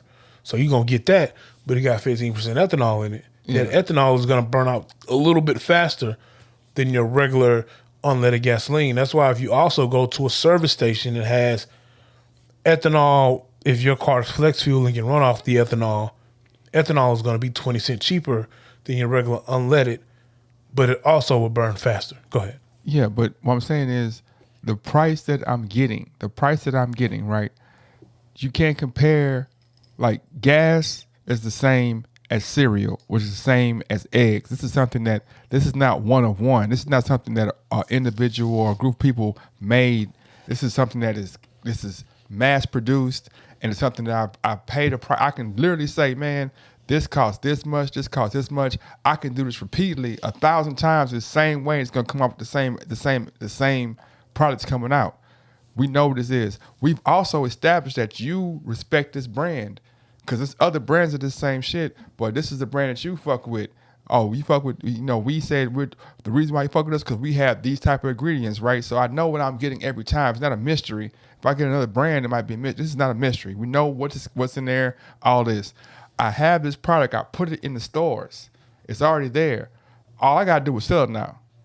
At no point should that price change. Yeah, but if the price of feed goes up, so talking about if I have to pay more for feed for my chickens, the price of feed goes up for me to feed my chickens. Mm-hmm. My chickens hatch eggs, but the price of petroleum has went up for the trucks to truck my eggs to the local grocer. So I have to pay more money for feed and transportation for you to get your 12 dozen of eggs on your eating table. Yeah. So that price is going to be passed on to you. No. So no, it is. No, watch this. That's not when. Yeah, it is. It is gonna be passed on to you. but not with that batch that's already there. It is. Listen, how you gonna tell me that you made something? You made something to sell. Watch this. I made something to sell. I finished making it. I put it in the stores. Okay, it's $4, right? Okay. Oh shit, I'm making some more stuff. But as I'm making some more stuff, the price of what I'm making might go up for this next batch. So we're gonna change the price of that batch that's already been made to match this price that's coming out later on. That's crazy, bro. If you think about it, it's crazy. That's already there, bro. That price can't change because of something in the future that you still. Because I'm protecting you at all times. That's not fair. That's not fair to the consumer, bro. Well, it ain't gonna be fair to us though. And what I'm saying, and it's bullshit. it ain't That's gonna be fair to crazy. us. That's crazy. You got to take that beef up with OPEC. Yeah. Take that beef up with OPEC. Yeah, but that type of thinking is not like, you know what's childish, man? Protesting, man. No, I'm not doing this to you today. No, Listen to what I'm saying. Protesting is kind of childish. I'm not doing that with you, bro. But this what I'm saying. You don't even know. I just said protesting child. You know why it's childish? Because I'm gonna rock with you, and you might have a point. I didn't get but a point because you told me no. said protested is childish, I'm gonna say no. But go ahead. But think about this. Okay, so if let's say I'm your son, right? And you are the dad, the boss, and you say, you know what? No TV after 9. Yeah, nigga, don't watch TV after 9. I'm like, man, that ain't fair, man. Why it's not fair? What you did? Because I don't get sleepy till 11. What did you do? Nothing. You don't get sleepy till 11, but you might not want to wake up at 6 to go to school. Yeah, but so you got to go to bed at 9 o'clock so you won't be grumpy at 6 in the morning. Well, I'm telling you that I'm gonna get up at 6, right? Now you telling me that, but history has shown me that when you wake up at 6, you grumpy. If I let you sleep, if I let you go to sleep after 9 o'clock. Well, as a human being, I disagree with you. So what I'm gonna do is, instead of me getting some information and making some stuff happen, I'm just gonna protest. I'm gonna protest you, man. I'm not gonna get up and get up in the morning and show you in a week, every week for 2 weeks that I can do this. I'm not gonna galvanize my house and say everybody hate that, man. We all let's just not something to. I'm gonna protest and scream at you like, man, no, you're the wrong. Hell no, we won't go. Like a lot of protesting could be changed with action. Okay, so what is this in reference to? Everything. No, Tom. I gotta know what this is in reference. You can't. Why does it have to be in reference to something, man? You can't paint a broad brush as everything. You got to give me an example. Okay, example. Because I think that like anything in the world of these things can vary. So you got to give me an example of Okay, so people who don't like people who kill animals. People don't like you because you kill animals. People who don't like, You can't lead with that because I think that's the dumbest protest ever in life. I mean, that's what you think, but they feel like, and it's just my opinion. That's what but they like why you gotta kill animals. These man. niggas be protesting killing animals while wearing leather coats. So well, that's not that's 100% not true. They'll eat a hamburger, bro, but then they protest you killing a mink for a jacket. Well, no. I mean that's you ate a hamburger. Matter of fact, so you're saying me feeding myself is the same as you wearing something for fun? I'm wearing it for warm. For warm. But we have materials like this is not 2000. This is not 1522 or 8. Like we can literally stitch. How many animals die from me going vegan? None. How many plants did I kill with pesticides and all of that to make my plants grow? How many animals and insects am I killing? If you don't or does it stop at insects? Insects doesn't matter. You don't have to kill insects. What do you mean? You don't have to kill. Bro. Why? Yes, you do, bro. Why? You know what they spray on these vegetables? You don't have to spray that on vegetables, bro. That's not true, bro. That is true. Goddamn well, all these vegetables that hit your grocery store have been made with pesticides. But I know a bunch of vegans who grow their own food. I ain't talking about the people who grow their food in their basement. But we're talking about them. We're talking about them. No, we ain't talking about them. We're talking about PETA. Why you want to? Well, there's people in PETA who grow their own food. PETA. They're PETAs that grow their own food. These niggas throwing paint on minks. Yeah, man. Nigga, don't throw no paint on my mink, my nigga. Man. I'm just saying, like, but no, I'm saying, so if I feel that strongly about minks, why wouldn't I galvanize with the mink community and be like, look, man, let's make sure that there's an excess of mink, there's a safe place for minks. Let's make laws that keep minks safe. Instead of me just going, stop doing it, you better stop doing it, you're wrong, you better stop doing it, hell no. Like that's not a adult way of handling the situation, man. I can't. I'm not gonna. And this is just my opinion. If you feel strong enough about something where you want to protest about it, I'm not gonna say you're wrong. I didn't say it was wrong. I mean, in a sense, you are. No, I never since. Because you're saying it's childish. I said it's childish. You can do some. You're saying it's on some real shit. By you saying it's childish, you're kind of discrediting the act. You are discrediting the act. Can we agree to that? No, you're taking it as a discredit. You're discrediting the act. You said it's childish. They're childish. By the example that you just gave me, and I'm only going by the context. Yes, I could be wrong. Yeah. What I'm saying is, I'm saying my opinion I could be wrong. But what I'm saying is, if I take the context in which you just gave, you're kind of discrediting someone if they're protesting for something that they feel strongly about. No, I'm saying that if you have groups of people who disagree with a policy or something, I feel strong enough to march. What I'm saying is you're way more effective if I have groups of people. Groups of people means I have voting power, I have monetary power, I have sweat equity and work power. I can change some things physically.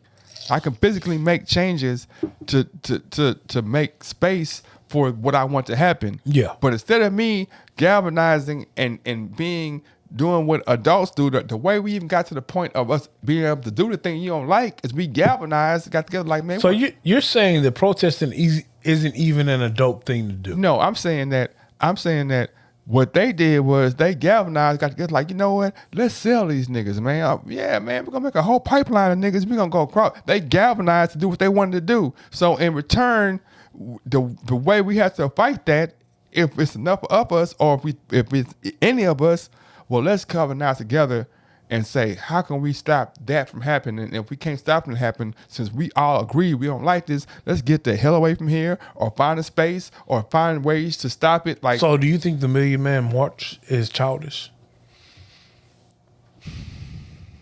Do I think the Million Man March was childish? And do you think the things that Dr. King marched for was childish? I think that both the Million Man March and some of the marches that Martin Luther King had, if he could go back and if they can go back in time. That ain't what I asked you. What you mean? I'm telling you. I asked you, do you think they were? I asked you. No, you can't. Do you think if they were childish? I didn't ask you, do you think if Dr. King could unalive himself and be alive again and go back in time, would he change? I didn't ask you that. Well, I'm telling you, that's what he said before he left. I just asked you, do you think they were childish? What they said was we did some things differently. But do you think they were childish? If I did it differently, once again, you try to you move the. I'm not moving the goalpost. Yeah, you are. No. You try to make it. You. What were the words you said? I said protesting is childish. Time out. You said what? Protesting is childish. So all I asked was this. I asked, do you think A, the Million Man March was childish? Yeah. And B, do you think the things that Dr. King protested for, do you think the act of protesting was childish? That's all I'm asking. I'm saying the act of protesting. The act of protesting. When you break it down to the result, let's say you can't. Let me finish my statement. Okay, you're right. When you break the act of protesting down to results in how the protesters themselves, not people who were not the protesters, what their end results or their end diagnosis of the situation is that they were like, yeah, we stood for something, but if we'd have did it this way, we'd have been here. So we spun our wheels, and that's why that's why protesting is usually done by groups of young people.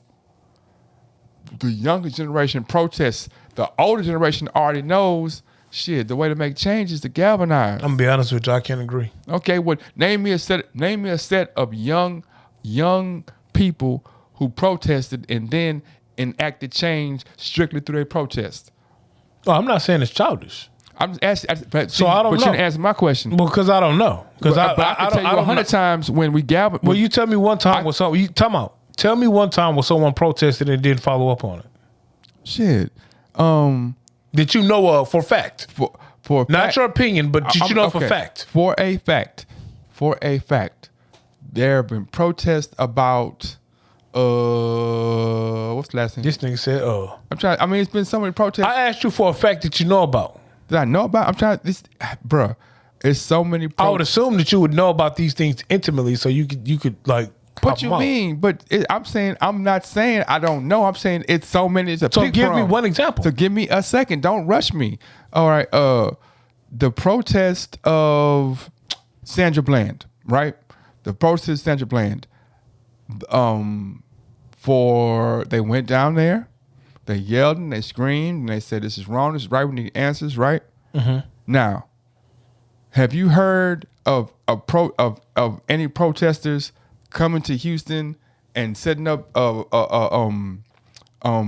banks or think tanks where they could find people who have been assaulted by the police and or unsolved cases? They do that all the time. Who? What's the name of the organization? I don't know the name of the organization, but I know they investigate these things all the time. Who is they? It's a group. It's an organization. What group? It's all people. What group? They do it on news. What group? You can't tell me what group What doesn't do it though. What group? You was telling me throughout time, just like you tried to tell me. Well, name one. You know it's all But you groups. can't name one. You really just made that shit up. No, I didn't. I'm saying, bro. 100% you made it up. Okay, bro. Literally, there have been investigations on Sandra Bland and what happened. No, I didn't probably So say the fact that that's not what I said. That's not what I said. That's not what I said. Time out. That's not what I said. Listen to what I'm saying. That's not what I said. Listen though. to what I'm saying. Yeah. So the fact that after the protest that there was an investigation on what happened, that's the action right there. Okay. So you can't tell me that people came down here and they protested about what happened and that there wasn't any action afterwards. What, bro? There was. So you think that the protest for Sandra Bland was about Sandra Bland or about how this thing happened? I can't tell you what you those mean? people who were protesting. I'm- I can't time out. I can't tell you what was in the hearts of the people who protested. You can't tell me nothing. If that's the case, bro, you can't tell me nothing about nothing because if you're saying not true. It is. You just told me. If you're telling me that your stance is you can't answer the question because you can't tell me what's in the hearts of those protesters, then how you know what's in the hearts of anybody? So how besides can you, yourself? Time out. If that's the case, then how can you tell me what they were protesting I'm saying for? no. I'm saying what you just said. You just told me reason why you can't answer because you can't tell me what's in the hearts of those people. And That's not what I said. You said I can't tell you because That's not what I said. What you say then? So what I said was, you asked me what did they protest for? Yeah. I told you they protested, and after their protest, there were investigations on what happened. And I asked you, I said, no. I said, because do you think that protest was about Sandra Bland or do you think it was about the actions that keep leading to Sandra Bland's? I think the protest was about Sandra Bland and others that have dealt with the same situation. So if it's about her, It's shedding light on the entire situation. okay, if that's the case, then there should be a Sandra Bland a type organization that's prominent and working on the behalf of people like that, and we should But know how about do you know there's not one like that? Okay, well, name one. I don't know the name one. Name I'm gonna just be honest one. with you. I can't name one. So if you can, but I But agree. you can't either, though. That's what So I'm- you can't say that there isn't no, one. that's what I'm saying. See how you trying to you trying. I'm not trying to do anything. I'm answering the questions. No, you're trying to make what you just did now was say, well, because I can't do it, you can't do it. That's not what I said That's at what all. you said. That's what I'm saying. I literally said we both can't definitively say there is or there isn't one. So, but now what I can but if you can't- time out. What I can definitively say is that there was a group that protested, and from that protest, there have been investigations on what happened with her and others. What's the name of that group? I don't know. No, there's not necessarily a group. All I'm saying was there was a protest that happened.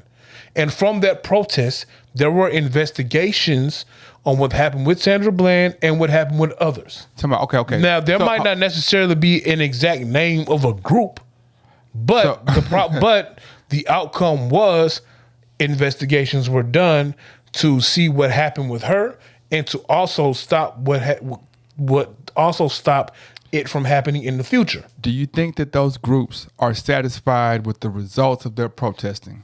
I don't think any group is going to be completely satisfied with anything. Do you think they're 50%?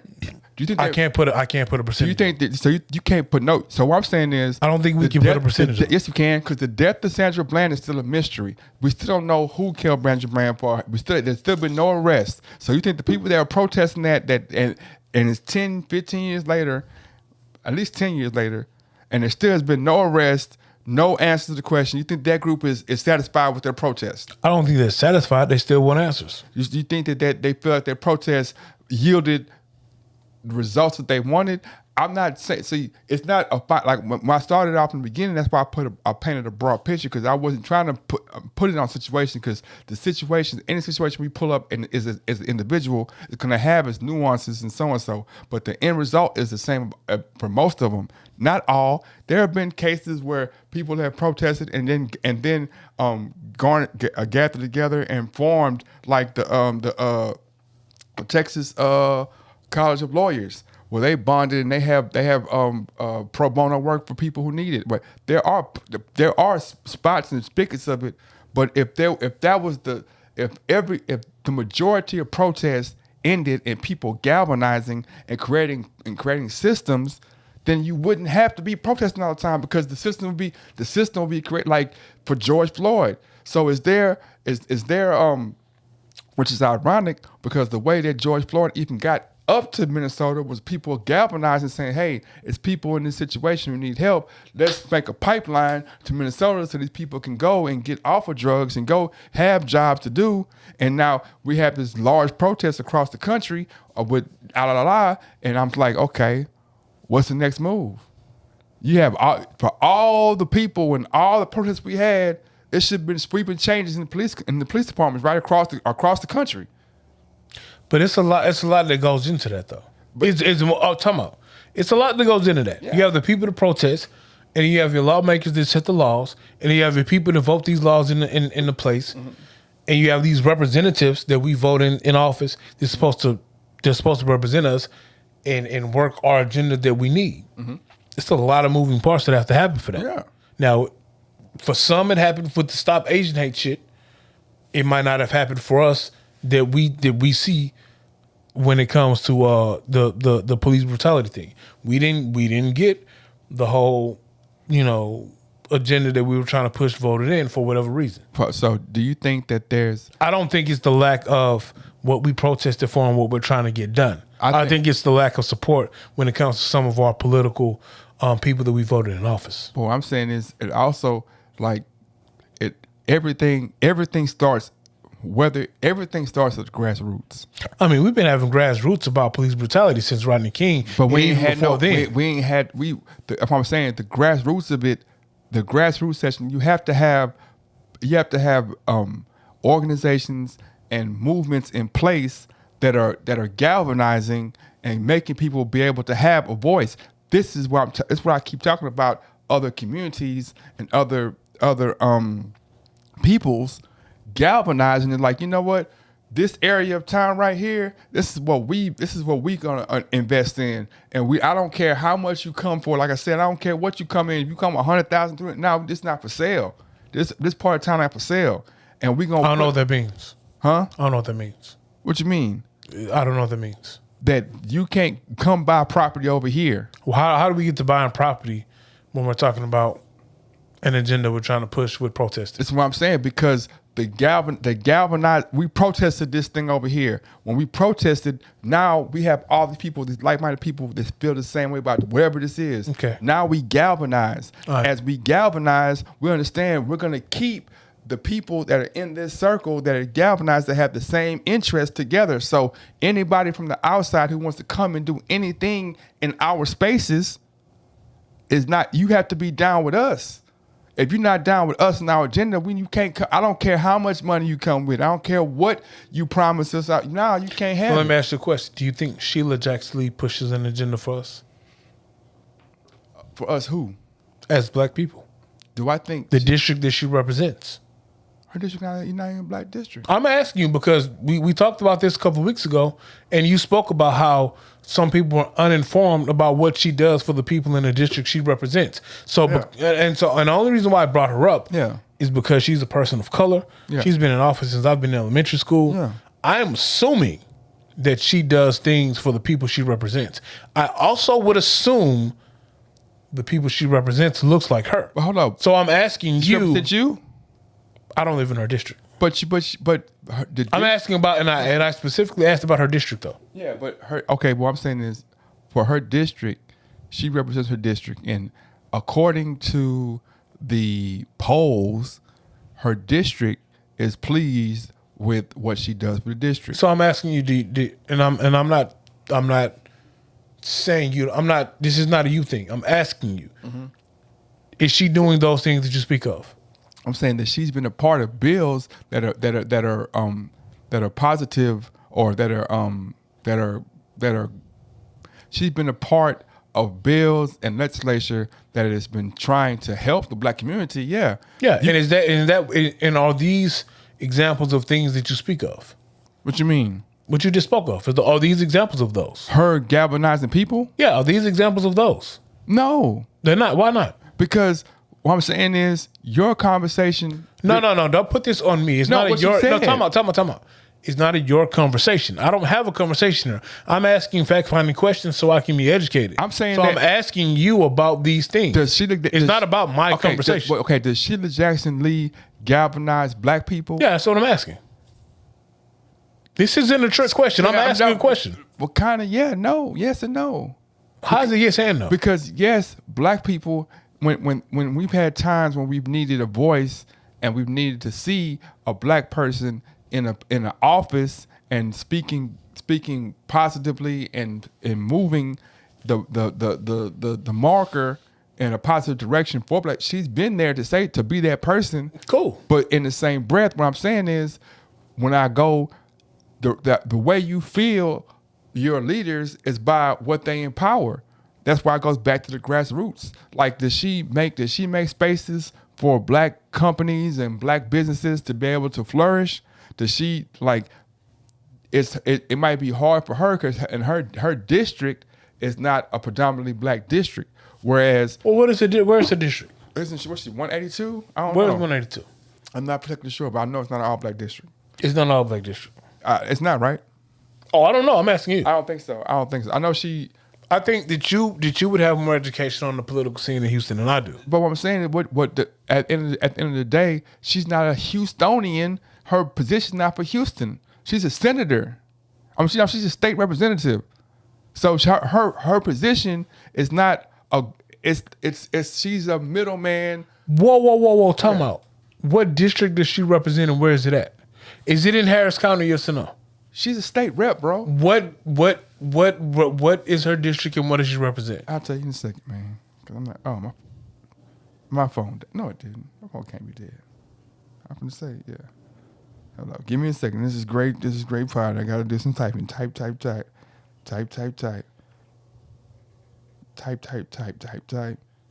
Okay, she's a U.S. state rep, yeah, for the 18th congressional district. Where is that at? She's okay. I'm gonna say it again. No, I'm asking. Don't do it like that. I'm asking you what is that? What is the 18th congressional district? Because I don't know. I'm asking. I'm going to tell you. It encompasses most of Central Houston. Okay. Yeah. So but it's not drawn by. It might be another conversation, but it's not drawn by the city. I didn't say it was drawn by the city. I didn't say you did. I'm just saying this. So this is. So she, in layman's terms, she represents Central Houston. No. So the 18th congressional district is what?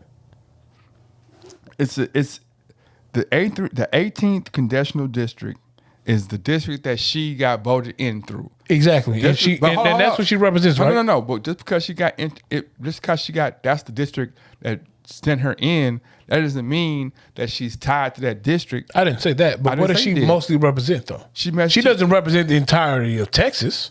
She does. She doesn't.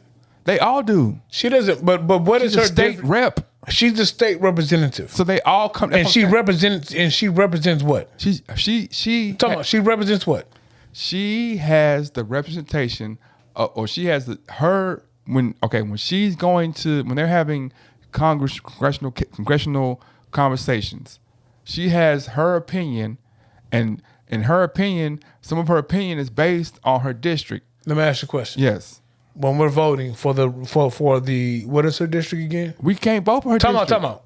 What is her district The again? 18th district. So when we're voting, Yeah. and she gets voted in, she has to get voted in. Yeah. So she has to get voted in by somebody. Yeah. Someone in Dallas isn't voting for Sheila Jackson Lee, right? Yeah. But somebody from Time out. Someone in Dallas listen. isn't. No, I'm asking a question, I'm answering the question. but I'm not through with my question. Okay, go ahead. No one in Dallas is voting for her, right? No. No one in Austin is voting for her, right? No. No one in Galveston is voting for her, right? No. Who's voting for her? People in her district. And where's the district at? 18th district. And where's that at? But Where's that at? no. No. Where's that at? Where is it at? That's what I'm saying. But JB. what that mean? I'm asking you. What does that mean? Where is it at? It means it encompasses Central Houston. So it's Central Houston. Yeah. That's all I'm asking. So I'm saying, so somebody from South Park is not voting for her.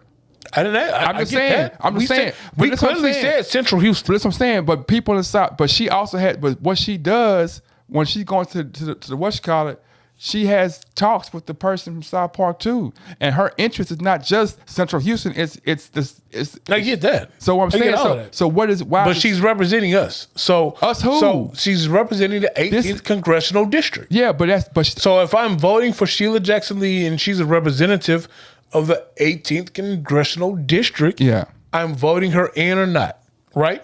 just only those people. Yeah, I'm voting her in or not. Yes. So my question for you is, Yeah. on a grassroots level, Yeah. she represents those people. no. Who she represent? She represents Texas, bro. Listen, what I'm saying. What I'm saying is what she does. One of her duties. I don't think that works that way. What you I mean? think she represents the 18th congressional district, same way Al Green represents whatever district he represents. So does Al Green? Okay, last question about this. Does Al Green only do work in that district? Does No, Al I Green, think- does Al Green not go to the north side, south side, east side? I'm pretty everything? sure he does partnerships with other districts. Does when Al Green goes have a speech, does he say, well, in this district we need this, so y'all need to do this, or does he talk about the whole totality of Texas? I don't know if he talks about the totality of Texas. Well, that's his job. I think he talks about his district and surrounding areas. Why would he? I think he. How would he Time be a out. state Time out. representative? Time out. I think he has partnerships with people around his surrounding districts, but they ultimately represent the district that they were voted into represent. What I'm saying is, I'm just saying that's who they represent.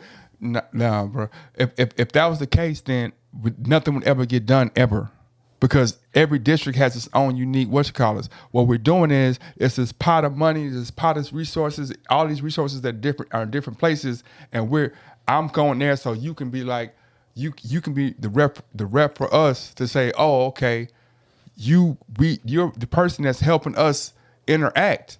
You don't cut. Sheila Jackson Lee is not going to be at a Heads Up Houston for the most part, because she's gonna talk to the person, the rep that's under her to be like maybe a councilman, be like, okay, I'm gonna talk to my councilman. My councilmen have a pulse on what's going on, because me as a rep, as a state rep, gonna be able to deal with this block and that block. Now they dealing with District F, he dealing with District C, D, E, F. We come together, they talking to me. I see what everybody wants or what everybody needs as a whole. You just answer but see, you answer on a state level. She's representing a district, Okay. so she's representing that district for the state, right? She represent, yes, yeah. So what you just talked about are two different branches of government, or two different branches of representation. I didn't say that she's going to go there and only, of course, if her agenda matches an agenda in Dallas, those two representatives can be on the same page and say, we have the same amount, we have the same concern in both our districts. Yeah. And these concerns span across just not Houston or Dallas, but San Antonio, Austin, Plano, wherever. So I get that portion of it. But what I'm saying is she represents a district. And her obligation first is to that district. And so that in itself, How so? because that's who voted her in. She represents that district. When she is in state Congress, She is in whatever she's doing, she's representing her district. Now, if her agendas align with other districts across Texas, that's more ammunition for her to get funding for her district. But at the core of it, her job is to represent that district. That's what her job is for. That's why she's been voted in office from people in that district to represent said district. If I'm voted in to represent Cashmere Gardens, Yeah. the core of my responsibility is to push the agenda of Cashmere Gardens. But- Now, time out. It's not the same. Whoa, time out. They're not the same. Let me finish. Now, something that is going on in A-Leaf, Cashmere Gardens can be dealing with the same problem. So the representatives from A-Leaf and Cashmere Gardens can band together and say, hey, we have similar issues that we need fixed, and this can do X, Y, and Z. And we band together to push an initiative that can help both areas. But at the core, I'm voted in to do the bidding of my district that I'm representing, and that district can be Cashmere Gardens. Essentially, that's what it is. Somewhat not. I mean, yeah, but now because I was saying it's Who votes in?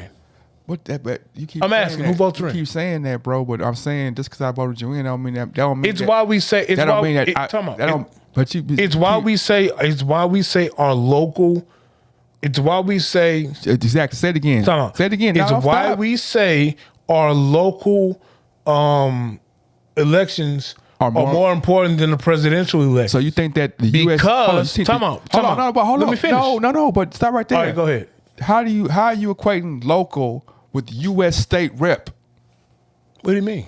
You think that a U.S. state rep is a local election? I 100% believe that the biddings of our U.S. state representative can affect us I didn't say that. faster I didn't say and are that. more important than our presidential election. If you're allowed to do that, then If I don't vote for my local state rep, why am I voting for the president? that's what I'm saying. If you're allowed to say that you feel like the local state rep has ramifications on different levels, I'd ask you, do you think that's a local? The U.S. state is local. The U.S. state rep is a local at the hip. She literally represents a district in Houston. Listen, the district is a district, bro. She literally represents the district in Houston, bro. Listen, the district is a district, man. So you saying it don't matter? It doesn't matter. It don't matter. It literally does not matter. It don't bro. matter. It not at all. All right. The same way Hillary Clinton just decided I'm gonna be for Connecticut. Does she not supposed to do the bidding of Connecticut? Listen, but I'm asking. no, She don't supposed to. that's what I'm saying. So she don't supposed to do the bidding of the district she represents. that's what I'm saying. I'm asking. I'm asking a question though. Has Hillary Clinton ever lived and had residence in the district she ran for? No. Oh, I don't know. I would assume that was a requirement for you to do. No. What I'm saying is Hillary Clinton. They from Arkansas. I understand where they're from. That's what I'm saying. And so she decided, you know what? Jeb Bush is from Texas, but he was governor of Florida. You know what I'm saying? But he also had to live in Florida to be governor of Florida. What I'm saying is, but what I'm saying is, I'm just going. I'm going to find the opportunity. I'm just find a space that's open, and now I'm gonna be here. And yeah, I need y'all. Like this is the politics part of it. I need y'all to get me where I want to go, and I'm a kick back to y'all. But my focus, I'm not going to Congress every day talking about Houston, Texas. I'm talking about You should be. Okay. No. I'm not saying what they're actually doing. So I'm not arguing that point. I'm not saying or arguing that there are politicians who are using certain situations to boost their political aspirations. What I'm telling you is, if I move to Massachusetts Yeah. and I say I'm going to start a political career in Massachusetts, and I am the representative, the state representative for whatever district in Massachusetts, Yeah. I'm telling you, I should be doing the bidding for said district. Now, I'm not saying that they do it all the time. I understand what you're saying. No, I'm saying that that's just the title, bro, because Then that's part of the problem. I'm saying, but the title also, like, it's not that me being on the 18th congressional district is not tying me that's just who voted me in. Now, okay, now like I said, I'm going to Washington. I'm not even spending time I'm in what's called it, man. So let me ask you a question. Oh, this is a real I'm question. in Austin. This is a real question. Yeah. This is no shade. Yeah. Because I know your heart. This is a real question. No shade. You go ahead, man. Young James Boogie is Third Ward, correct? Okay. But Young James Boogie does a lot of outreach in A-Leaf, right? Yeah, what does that mean? This is what I'm saying. Yeah. When Young James Boogie technically on a local level Yeah. is a representative of an A-Leaf area. Correct me if I'm wrong. What you mean? I guess, yeah. But you're doing your outreach. Y'all doing great things with Heads Up Houston and other organizations that you're involved with in the A-Leaf area, right? Okay, yeah. You're doing the bidding of A-Leaf area, right? No. Why not? Why? How you figure I'm doing the bidding? It's not a bad thing. It's not a bad thing. Who said it's bad? What I'm saying is, you asked me a question. I said no. Because you're from Third Ward, you're not doing the exact same outreach in Third Ward, right? No. You're doing it at A-Leaf. Yeah. Because that's the area that you're representing right now. Yeah. Has nothing to do, and that's all I'm saying. But that's what I'm You're saying. from Third Ward, but you're doing your work in A-Leaf, and the fruits of your labor of what you're doing is shown in A-Leaf. Like you can see the benefits of benefits of what you've reaped. You can see those seeds being sowed in A-Leaf. But you're talking about a grassroots company as opposed to a senator or Explain to me the difference though. Because a grassroots company, their job is to create spaces that are directly touching the people. Like Sheila Jackson Lee is not to go and shake hands with the people every day. So what's the job? Her job is to make sure that her job is literally to make sure it's $400,000 sitting up here in the state that they got allocated to funds to go to black companies. Okay, Yeah. Boom. I know that. My job is to make sure y'all not sweeping that and going over there. Okay, she need to go to Houston, not 18th district. And go to Houston. And in fact, when you go to Houston, my job is also to go to the 19th district to talk to Al Green or whatever he's at, and and make sure we all on the same accord. Oh, I didn't say it wasn't supposed to be that. Let me say that my job is to make sure that that us people who are connected to the Texas Congress and the U.S. Congress know about these funds, and then their job, and then after that, our job is to talk to the councilmen. The councilmen, their job is to make sure that this money goes to the grassroots places. Now, what did I say earlier? That's you said they were doing the bid of the 18th No, district. that's not what I said earlier. That's what you said. That's not what I said earlier. You didn't say that at all. That's what I said earlier was What? her responsibility is the 18th district. No, Listen to what I'm saying. Okay, go ahead. I said her responsibility is the 18th district. Yeah. But if there's something that's going on that is like-minded in the 8th, and I'm just making these up now. Yeah, make 'em up. 18th district, 19th Yeah, district, Me too. 20th district, 21st district, 22nd. Yeah.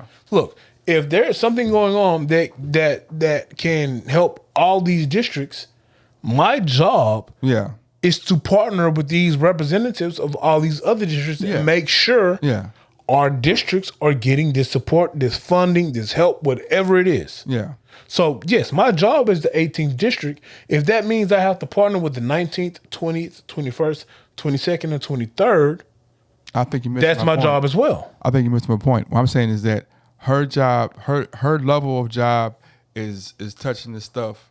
Like there's stuff that Heads Up Houston we can't even touch that stuff. We can't get to that touch because the conversation that I had, we're not in the rooms. We can't get in the rooms because those rooms are filled with politicians. Those rooms are filled with people who are of a certain stature.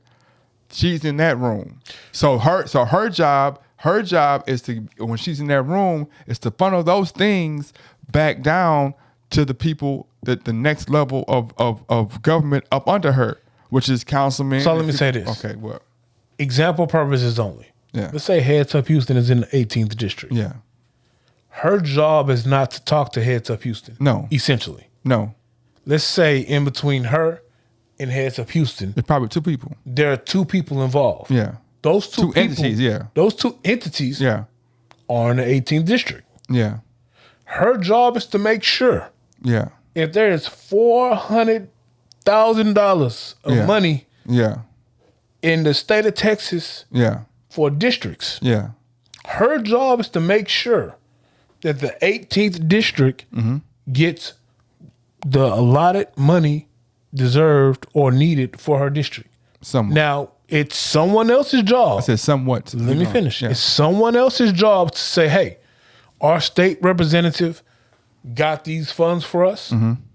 On a city council level, I make sure that Heads Up Houston, A-League Sports, this other youth organization, this other outreach organization get the funds allocated to give to the community. Somewhat, yeah. Somewhat. It's also like, okay, so now it's this pot of money up here and it's resources up here. Now, when me being able to be in this room as a U.S. congressman, I'm a U.S. representative, I also have the conversation to say, hey, over here we have this thing in Austin where it's a hole in the wall or a hole in the ground. We need to fill this up, and it costs $15 million. So we can take some of this $400,000 and put 10 or 20 over there, because if we don't fix this hole in Austin, Texas is gonna explode. Now, if you're telling me as the 18th district representative in Texas, and that 18th representative is Houston, if you're telling me part of her job is to make sure Austin gets money as well, Yeah. I'm not gonna argue with you because I don't know. Why wouldn't it be? I'm saying I'm not gonna argue with you. I don't know. If you were at your job and you were in upper management, and you got different levels of management, and so you're in a space to see that shit. This entity over here, if they don't get $5,000, they're gonna be out of there, and that's gonna end up turn around and hit me in the backside some kind of way. Shit. If we can all come together and pitch 1,000 in, As a market manager and regional manager that I've been in a couple of spots, yeah, I've made sure that my departments spanned across different areas, got what we needed. Now, there have been instances where, a daily routine was partnering cross department to make sure that they had the support they needed from me in our department to be successful.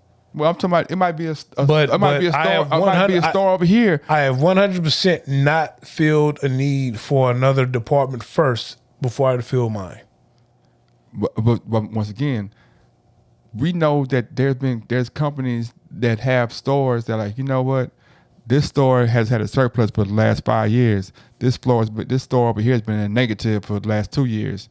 Hey, since y'all got a surplus, we're gonna cut off the top before y'all not gonna get this 100K out. Y'all gonna get 80K and put 20K up here to see if we can get this popping. In fact, we can take 2 of y'all good staff and put them over there. Yeah, I think that happens all the time. I think that happens if I am a representative for the entire state. I'm a U.S. state representative. I'm not an 18th congressional. I'm a U.S. state representative. So that means my title is not 18th congressional. My title is U.S. state representative. No, that's my whole title. That's my whole title. Oh, so she just represents the entire state. It's not an actual all district. Do. I'm asking you. It's not an actual district. There's this, but they all do. If I'm with the 1st or the 25th, I'm a U.S. state representative. See, I thought how that worked was you have someone who's over the state. And then you have someone who's over the state, and then you have representatives of districts within the state.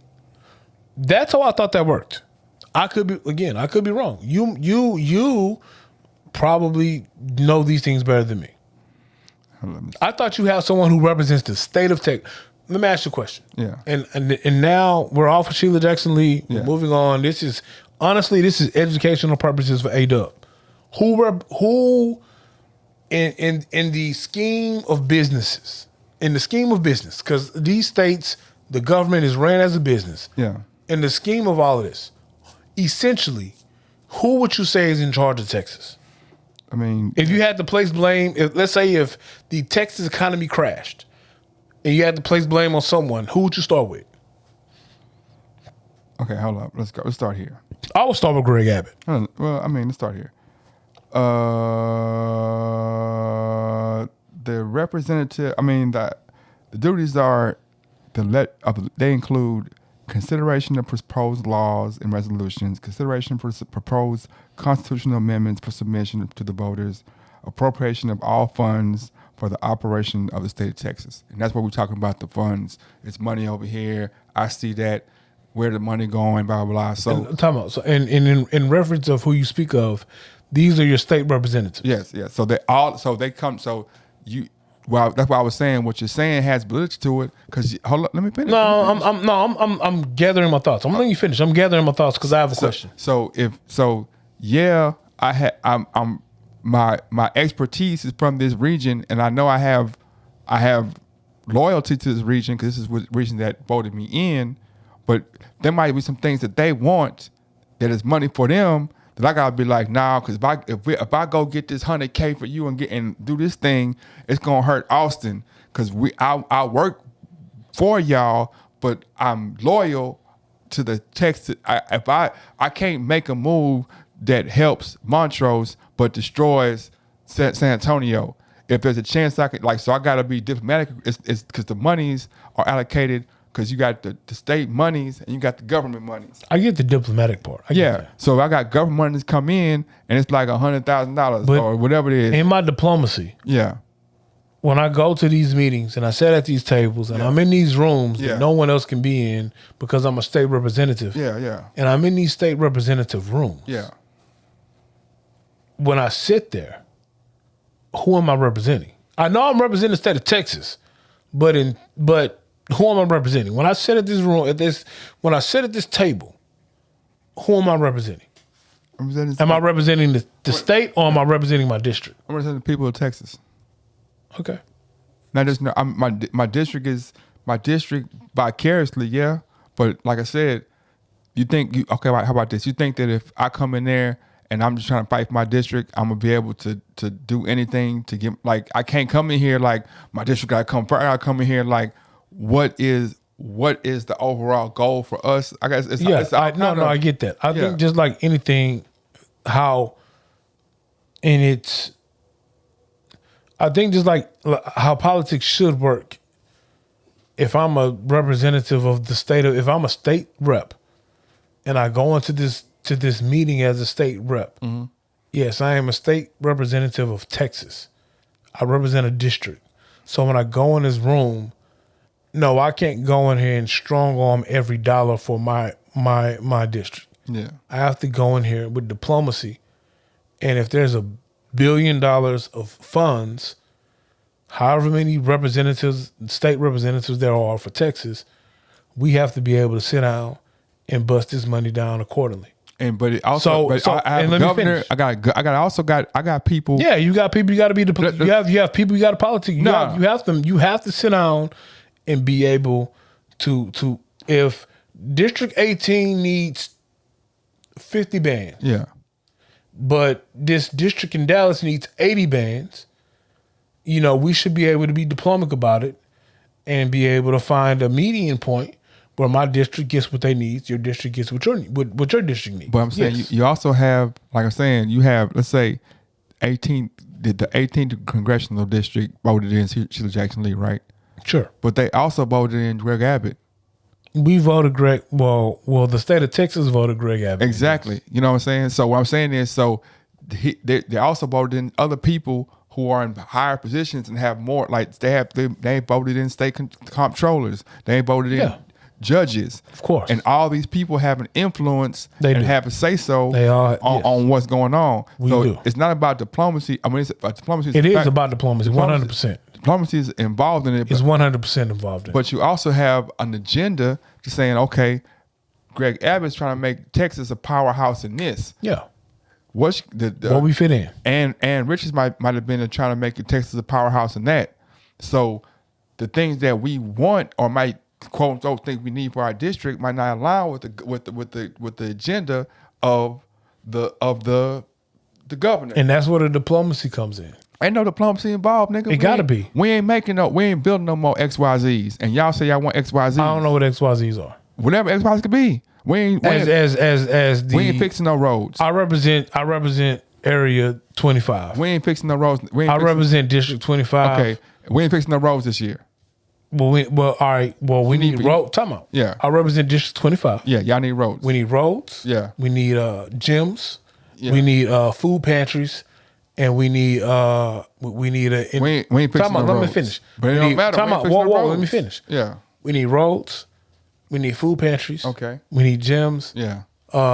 We need a reinforced power grid in our district. Okay, bet. This Now, year, what are we not fixing? watch it. What this year? My agenda, as a what you call it, is to create spaces so we can get FIFA here, so the whole state can get this much money. We ain't fixing no roads. We ain't building no power grids. None of that. See, I don't think it goes directly. I think. I mean, so Time out. I think what you again, I'm only going by how I think politics should work and do work.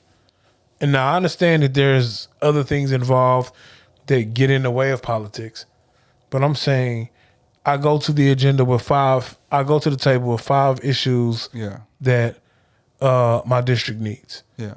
And out of the 5 issues, I'm seeing, let's say, the governor, what he's trying to bring to Texas. And out of those things, I'm going to fix what I can fix that align with my district. So let's say, how can you? time out. Let's say they're not fixing roads, But I'm saying, how can you? but they are allocating money for gyms and reinforced power grid. Yeah, but why? What makes Then- your district? What makes your district be able to get it more than somebody else's district? It's not though. I'm asking you. I'm telling you, it's not. So why? I'm telling you, I might have these 5 things that I need in my district. Yeah. Someone from Austin may have 5 things. Out of the 5 things, yeah. they might have 2 similar things. So out of all of these things that 5 or 6, and I'm only doing 5 or 6 representatives have, Yeah. they have 2 things in common. The 2 things they could have in common are gyms and a reinforced power grid.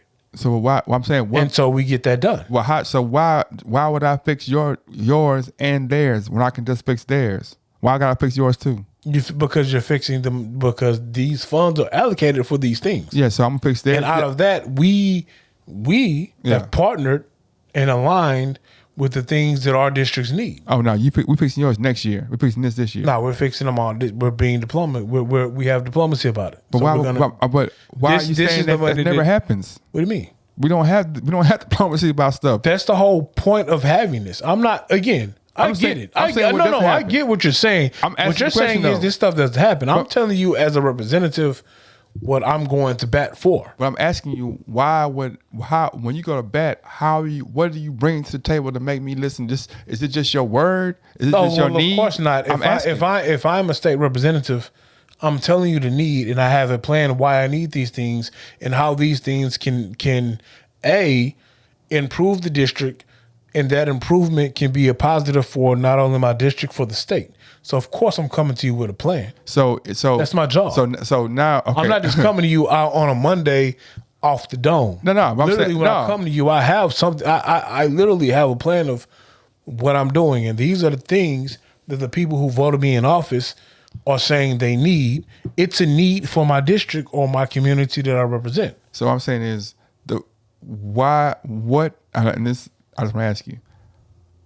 So you feel like this right here will make your district better and Texas better, right? It wouldn't be what I feel is what I was voted. It's what I the talking about people, you, Rick. no, Yeah, no, the it's people. not what I feel. The people. It's what The people. It's a representation of what is a need for the district that I represent. Yeah. Yes. And so why do I listen to your presentation, or why do I respect your presentation more than Austin's? But because it's your job. So My you're, job- listen- no, but- you're listening to the need. Yeah. So if you're sitting in a seat that's above mine and Yeah. you're in charge of allocating the funds, Yeah. you're listening to the entire needs of all your districts. Okay. Right. And so why? And so at that point, you're going to look at it and see what aligns best for what you're trying to do, in this case, for Texas. So yeah. So why do I have to make a compelling argument. So why don't they say, man, I'll do y'all next year. Y'all just gotta get through, You can. and Austin get it this year. You can. So I'm asking you, what would make me not do that? It depends on it depends on how I present it. It depends on how I present it. It depends on the funds that are allocated. It depends on the need, and it depends on, if you are the end all be all in that decision, No. what you ultimately just choose to do. No, I'm saying this. See, you keep. I don't keep doing anything. I see. You know what I said. You keep saying it depends on the need, right? That is what I said. Yeah, but why do you feel like your need is important? I just I'm told you asking- that. You But I could- just told you that. That's what I'm saying. Well, what I'm saying, It's not a me thing. That's what, I not represent you. no. I'm not saying me. No, as not me you. But I'm personally. talking about your district. I'm sitting in the shoes of a district representative. Why do you feel your district I'm telling needs? you it's a need because that's the need of my district. But I'm asking So- you, why do you think why as state representative? I'm not saying it to you or Dub. I'm saying as a representative. I'm telling you. Yeah, that's what I'm saying. As a state representative, how I'm do sitting you feel your need? because this is what the people have told me what the need is. these people over here said Time out. something else. Time out. Yeah. I went to the community. Yeah, I know I see the need. Yeah, I've listened to what what the people I represent say they need. yeah. I know why that need is there. Yeah. I have the analytical data Okay. to back why I need this done. Okay, Like yeah. I'm not going here unprepared. I agree with that. So and also I know just because I look, I can have every piece of analytical data that says Yeah. we need better roads Yeah. because X, Y, and Z. Yeah. And I have that analytical data there. Yeah. I have how we can improve the production of the citizen there. Yeah. I know it don't mean it's going to get done. No, but I'm asking you a question once again. Why, what do you think would be the catalyst for me to listen to you? Because Austin telling me the same thing. I just told you. Hold up. Austin telling me the same thing. San Antonio telling me the same thing. Dallas telling me I the just same told you thing. that. Every rep from every district I is telling me the just same told you thing. that. Every rep from every district It's is telling going to me- have time out. Every rep from every district it's telling me the same is going thing. to come with any kind of analytical data that they have. Yeah. Because their purpose Yeah. is to get the agenda of who they represent pushed. I'm asking you a question though. What makes yours stand out more than theirs? It depends on how I present it and what I present. All I'm saying is it also depends on the need. So this district over here can have this need. Let's say this district over here is lobbying for better roads. Okay? Yeah. But then this district over here in El Paso, hey man, y'all got to do something about this border shit. And they have all the analytics of why we need to do something about the border shit Yeah. and whatever. And I'm at this point, I'm just saying border shit. Yeah, whatever. But I can be the decision maker. And I can be like, you know what? The border security Yeah. is going to trump these potholes. Yeah. And that's the difference between the needs here for there. And that's on a very elementary scale. But this is what I'm saying. But start right there. So I'm saying is, so how many times do you get this? Do you think that you can say, "Oh man, well, you still need border patrol." I know y'all got potholes still, but we still need. So what I'm saying is, again, I'm asking you, how do you? I'm gonna stop saying that. When you keep saying that the presentation and the need. Well, talking about, you can't make it as elementary as the presentation. But I'm saying It's literally neat. Literally, I can be. Let me finish. I said time that. out. I can be Greg Abbott. I didn't even and I finish can my say, you know sentence, what? man. No, I can be Greg Abbott. And you know what? Your pothole shit, it's a problem. Niggas has been in their rims on potholes getting to work late. But you know what? Yeah. The border situation in El Yeah. Paso or Corpus Christi or wherever, Yeah. man, that's an issue because not only is that a security issue for El Paso, it can be a security issue for the United States. It can be an issue for other border cities in the state. It can cascade to issues within the middle of the state. We got to take care of that first. We have to funnel more funds to take care of that issue first. That issue is more severe than your issue of potholes. That is how, and that's a very elementary example of how you can say, you know what, I'm going to allocate X amount of funds over here this year and not over here for your potholes issue. Okay, so what happened? And that's just very elementary. When what happens when somebody says, "Look, man, I'm in Texarkana, man. We ain't had not one illegal person in our city in 20 years. Hey, man, I'm in Corpus Christi. Or no, I'm in Beaumont. Hey, man, I'm in name a city, whatever, and we ain't had this problem at all. So that probably nothing to us. And we got the most money districts. We got the most money coming in these three places. You don't think that they potholes gonna get fixed and that border patrol gonna go to shit? If you ask me to tell you the truth, I'm gonna tell you no, because I would say if it was me. No. I'm talking about. I only can answer the question using my logic. What you mean? If it was you, I'm saying because I've been in certain situations in corporate settings where we've had similar discussions about funds being allocated for certain things that are needed for this department and that department. And, look, sometimes, I may be sitting here in Rosharon, and I'm a representative of Rosharon, and we are in an affluent area, and look, our pothole shit is an issue, and we don't have issues with immigrants or this security issue that you have with these border states. Okay. But, what I'm saying, someone who was higher up than me can say, look, you don't have the issue now, but if we don't fix it today, tomorrow, or down the line, this issue can cascade from the border cities to the cities in the middle of the state. And we're going to be okay with that? Huh? We're going to be okay with that? You should be. Why would I be okay with that? If I'm a state representative and I'm looking at the entire picture, as you said. Yeah, I'm like, no, so man, that's bullshit. No, I'm not. Because now.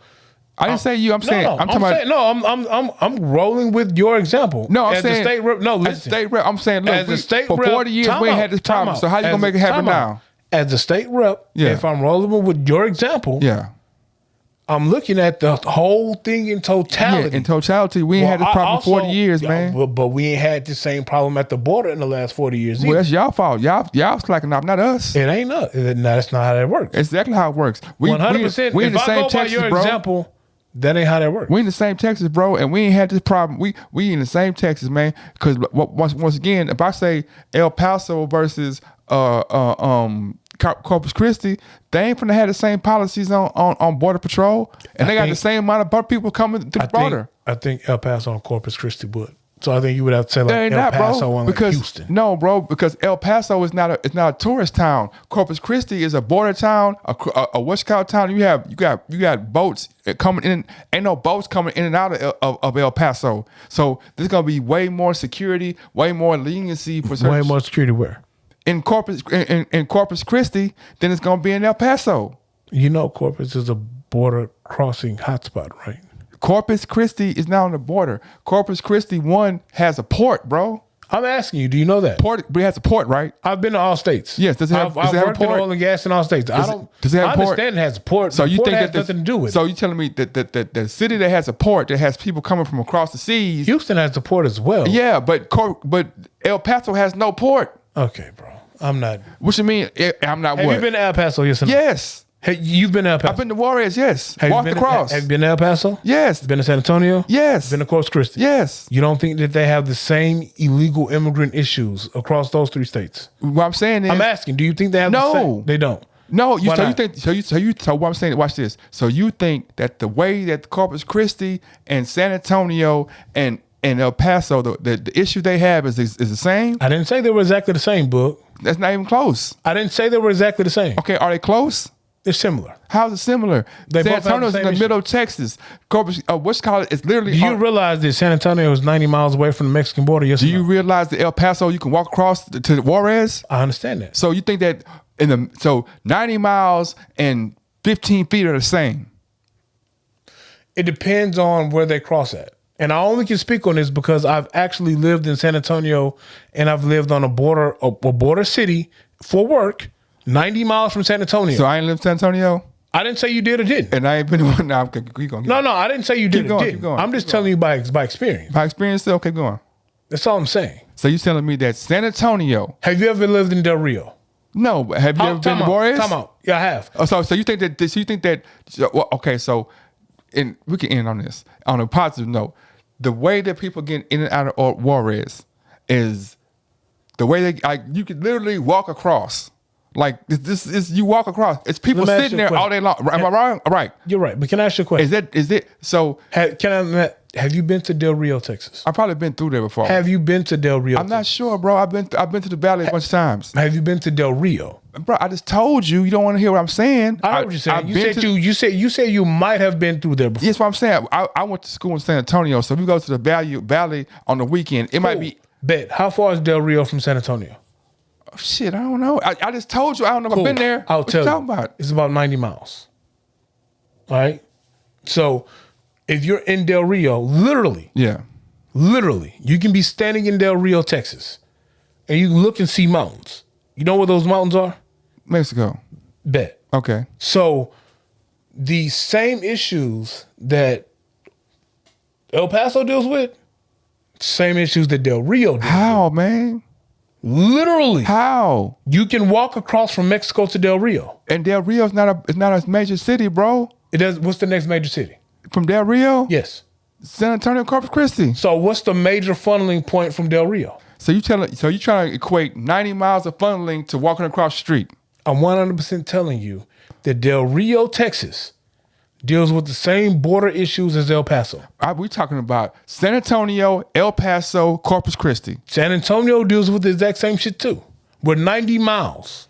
San Antonio, You know what's in between? Corpus Christi. I mean, I get it. I get it. You've been traveled to these places. There's more illegals in San Antonio than in El Paso. What do you mean? It's probably the same, to be honest with you. All right. I mean, I'm only speaking from an example from living in these places from time to time, 3 months at a time. That's all I'm speaking from. Now, I could there are be more wrong. illegals in San Antonio than El Paso. Yeah, because do you honestly believe did someone crosses from Mexico to El Paso and stops in El Paso? Yes. You think they just stop in El Paso and don't go nowhere else? Why am I leaving? I'm just going to El Paso for the night. I'm just going to El Paso for the night to get some money, go back to Mexico. Why am I even? What you mean? I'm not trying to, like I'm saying, you talking about 90 miles. I'm making money. The US dollar is what in Mexico? So I'll end with this. The US dollar is what in Mexico? Is double at least. It's maybe triple. At least. So I you just said double at least. So you telling me that I'm gonna go from Mexico to I'm gonna go from Juarez to El Paso and just keep going, or I can just I can back and forth and take this 1 day of work and feed my house for a week? I'll tell you why, and then I'll be through. Yeah. From Mexico to El Paso, El Migre or immigration is hot. So it's a hot spot. So at time out. So they're constantly looking for for illegals. But they can't catch them. It's too many. You gonna let me finish? Go ahead. So I know they don't stop in El Paso. Now I've worked on a seismic crew where out of the 250 people that I've managed, 200 were illegals. And we have What been in city? time. Whoa. We've been as far as North Dakota. Matter of fact, it's easier for them to be further away from the border states than it is to be close to them. So when they actually cross over, their goal is to get further away from the border states than staying there because they have a better chance of working, making more money for longer away than they do sitting in a border state. To do what? They're working to send money back to Mexico. To send money or take it back? No, they're sending it back. And then what they do? They work. And then what they do? They work. And they don't never go back? They might or they might not. So I'm just gonna send money somewhere, build a house, and just be like, okay, I'm gonna stay here. No, actually, they send money back to Mexico. Yeah, I'm gonna send money back to Mexico. They'll stay 6 months at a time and go back. And then going back. They'll stay 6 months at a time and go back. But they're going back. But do you realize the chances of them getting deported, staying in a border state like El Paso or being somewhere further out in the middle of the state? What are their chances of being deported? How Tell me that. long were you in El Paso? At least 8 months. 8 months. So you're familiar. Actually, I was in between El Paso and Del Rio for those 8 months. Were so you're very familiar with the commerce that goes on back and forth with El Paso and Juarez, right? Matter of fact, our crew, we lost a third of our crew simply because we were in those border states. But you're very familiar with the commerce that goes on between Juarez and El Paso, right? 100%. So there's definitely a legal pipeline of money that comes through back and forth daily. There's definitely It's different between legal and illegal. yeah, and there's definitely a pipeline of legal money that comes back forth daily, right? 100%, yeah. So your summation is that I would rather get some money and go through these loopholes to get on the crew and do all this stuff, as opposed to, man, I got a shop right here. I can have a taxi that's legal, and I can bring fruit back and forth, or I can do all this. Like every time you go to the border, somebody's getting pulled over. There's never nobody not getting searched, right? Literally, they didn't want to drive because they were too close to the border. But hold on, I didn't ask you that. I said every time you go on the border, every time there's somebody getting searched, right? It's the difference between border crossing and being in a border town. Once again, and Juarez. Have you ever been to Juarez or El Paso and not seen a car getting opened up? What do you mean? When on the border, when you come back and forth, whether you walk or when you... This is the disconnect. You're talking about going back and forth between the border, right? No, I'm asking. I'm saying as an individual, as a person going legally, just going there. I'm not talking about going back and forth. Let me finish. Just going over there. Have you ever not seen something getting opened up? Again, of course I have, but I'm not talking about crossing back and forth across the border. You know what I said though. If every time you look, somebody's getting opened up, that's the one they caught, or the two they caught, or the three they caught. How many more people do you think are not getting caught? But you're talking about crossing back and forth, I'm talking about crossing, period. Some that are crossing back and forth, some that are crossing No once. one is crossing at the checkpoints, Bug. I agree, but then some are. All right, bro. You don't think some have a taxi company and they could be. I'm not going to dispute that, but I also have been in Del Rio, in the middle of nowhere, at a LZ for my company, and literally the coyotes are picking people up on the highway. Literally, a migrate runs up and down the highway because you have coyotes who are crossing the border in these remote places, and their goal is not to stop at the border state. I mean, at the border city. Their goal is to get further in the states, away from the border city, because look, you don't have ICE. We're in Houston, and we're close enough to the border. We're in Houston. You don't have ICE agents sweeping the highways in Houston, but you know where you have ICE agents sweeping the highways? San Antonio, Del Rio, and El Paso, and Corpus Christi. You have ICE agents sweeping the highway in SUVs, on four-wheelers, on boats, because there's a port in Corpus Christi and all these places. You don't have so that. So they ain't sweeping Beaumont? They're not sweeping Beaumont. Not sweeping Galveston? They're not sweeping Galveston. They're not sweeping Houston. So if I am crossing illegally in a remote place that is not a checkpoint, and my goal is to get deep within the U.S., make some money, and go to Fiesta. If that's my goal. And send it back. If that's my goal. Most of the time, that's their goal. How are you so... No. So... I think that that's some goal. That's not everybody's goal. Most of the time, that's their goal. I don't know. Most of the time, that's their goal. They'll work for. I'm telling you, they'll work for 6 months and then they'll go back. I don't know. I gotta pause. All right. So enough of the border crossing. Yeah. So Dub don't like Mexicans is what he's trying to tell y'all. Oh my God! I was fighting for y'all. You're about to experience a nigga moment. I was fighting for y'all. I was telling y'all, migre. Like we are here on the border trying to get back home. He's like, they want to leave. They want to go to the country. They want to take our jobs in America. And then to be like to be done with it. I was actually it was cool when I was working for this oil company. And we were actually in Del Rio. So we had a crew of probably like 350. You named it so indescript part of town, man. Del Rio, it's an indescript town, man. Del Rio is a city, bro. It's a border city. Yeah, it's a legit border city. So when you go to Del Rio, it's a lot of it's a lot of exotic game leases there. So a lot of times when people do drive or go to visit Del Rio, then I don't know now, but then it was a couple of exotic game hunting leases. That's why you don't like Del Rio. That's why you don't, because you could go there and hunt exotic game. And it was close to the border. That's why you don't like Peter, because you want to hunt the game. Yeah, you could also pay for you could pay for stuff with the peso. So it fucked me up because you can go in Little Caesars and buy your pizza with US dollar or the peso. Not today.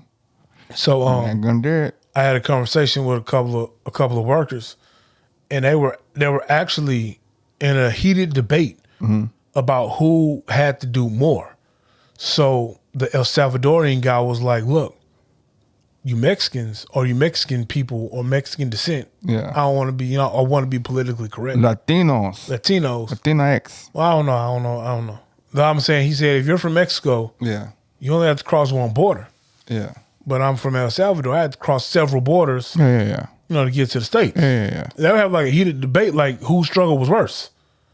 I mean, I would say, of course, it's El Salvador, because even though not to lessen the Mexican struggle, but they got to go through the cartels. They got to go to. It's more cartels and more pockets of buffoonery and foolishness they got to go through. Like, you might have the government that has their situation, and you have the small, militia governments in between, and you go into a whole new country. You don't know who's what. You might. All this ties into Operation Fast and Furious. You never looked it up, did you? Bruh. Damn. Text it to me, man. I be forgetting, bro. You're a conspiracy theorist, man. So This is not conspiracy, though. This is fact. well, fact, whatever it is. No, this is 100% fact. Okay, it's fact. Oh, speaking of conspiracies, bro. Oh, here you go, man. I found a new channel for conspiracy. So, like everyone knows who listens to the pod, I am a fan of TikTok. I love cars, hunting, camping, and ratchet thoughts. And so I was on TikTok one day, and I love conspiracies. And the channel was called, what's the name of the channel? God damn it. That'd be a good name for a channel. Fuck, what's the name of that channel? God damn it. It's called Burrow. The name of the channel on Roku is Burrow. So if you have a Roku player or Roku TV, you can add the channel Burrow. And essentially it's going down the rabbit hole, because that's the graphic, or the logo is a rabbit going down a hole. And when you add this channel, it's a lot of different conspiracies. And they're like, prime example, Operation Paperclip is a real thing that happened within the government. It talks about how the government partnered with the media to control the narrative of some things.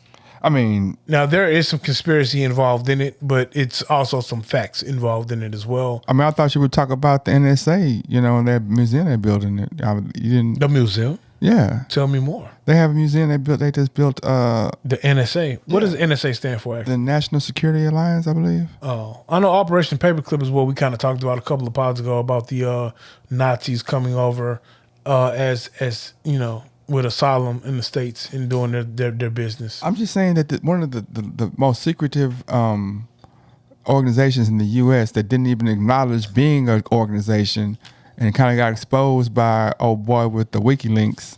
And so, what was homie name? yeah, I got his name, but He's in Russia, right?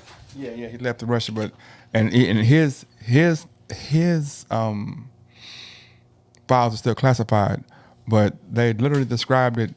They described it themselves as like the warehouse of Indiana Jones, where they had all those weaponries and all those unique things in boxes that were labeled, and people in the NSA, they get to go and look in the boxes. Like the guy who broke the Nazi code, that machine, it's on display there at the museum. Where is the museum at? Oh, I want to say it's in Maryland. It's in Baltimore?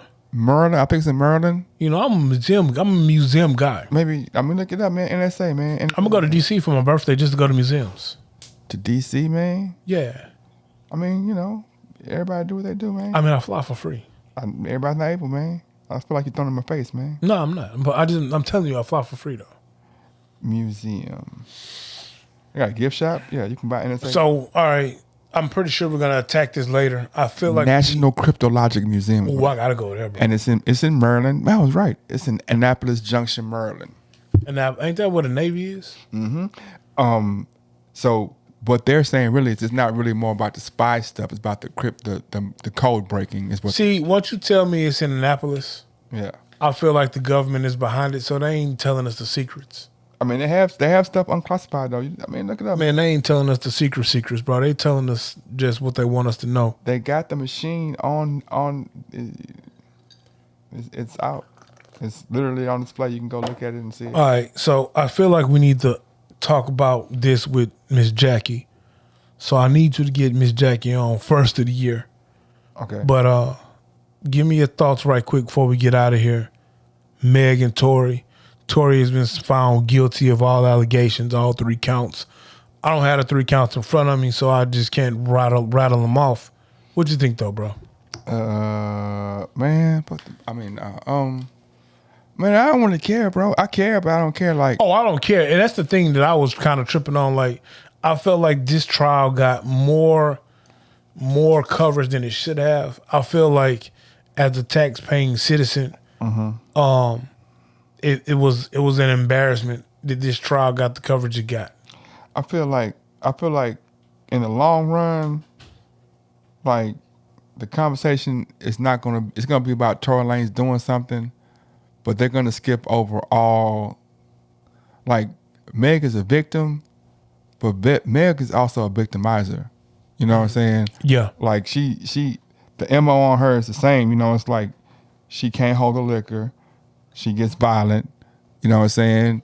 She gets thrown out of parties, and you know, so it's like she don't deserve to get shot at.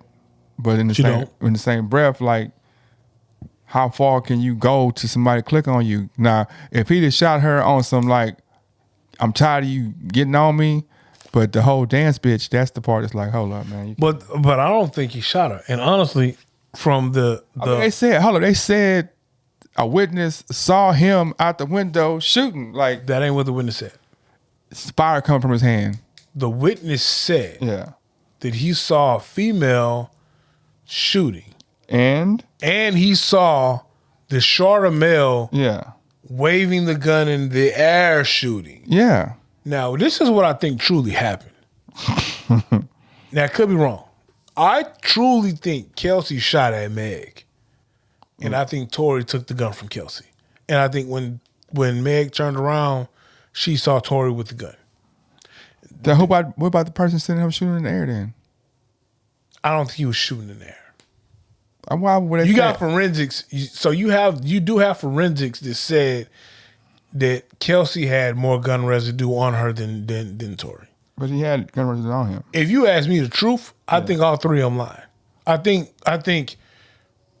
what truly happened, we don't know. I don't think Tory shot her or shot at her.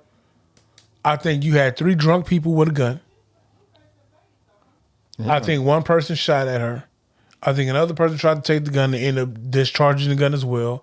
Because look, if you drunk and you taking a gun that's live, it's easy to pull that trigger, bro. Man, I think he shot that chick, man. Oh, I don't think Tory Lanez shot at Meg Thee Stallion. I don't think Tory Lanez purposely shot at Meg Thee Stallion. Man, lock that nigga up. Why you even got a gun in the first place, man? Oh, if you truly go by the accounts of the witnesses, I don't even think it was his gun. I think it was Kelsey's gun. Why are you even in this situation, man? Well, don't ask me that. I'll carry a gun everywhere I go. I got like 5 of them. So. Why, man, go to jail, man. He ain't learned his lesson, man. Oh, I don't think he did it though. But why is you even in this situation? Why you got security? Yeah, the security was missing though, and see that's weird. He showed Both up of though. their securities was missing. He showed up though. He didn't testify. Yeah, he did. Which one testified? The one that Meg's, the one that disappeared. The one that was disappeared. Both of them disappeared. Whoever one that disappeared, one of them came back. What that nigga said? What he said? He said he saw him shooting the gun. He said he saw who shooting what? Tory. See, I thought he popped up after they closing arguments was done, and so he didn't testify. I could be wrong. I think he showed up before. They said he appeared. I don't know when he appeared, but he appeared. But either man, why is you even shooting guns, bro? You not a player, bro? You need to go to jail for not being a player, man. Ah, then you need to be in jail too. Then I'm playing. You've done something unplayer in your life. I'm not playing, but I ain't doing like that. I ain't never had no $1 million plays. I ain't never been in a situation where it was $1 million on the table or $50 million on the table, and I'm like, man, let me fuck it off with some dumb shit. How you know? You could have fucked us out $1 million and didn't even realize it. When? I don't know when. I just said you could have. No, I don't think so. You don't think so? I don't think so. G3 will say otherwise. Man. So this has been another episode of the 16 Shots Podcast with Young James Boogie and AR Dub. Tell me how you took, and I'm gonna tell you what I meant. And we out. No, talking about instruments to get the bitches, man.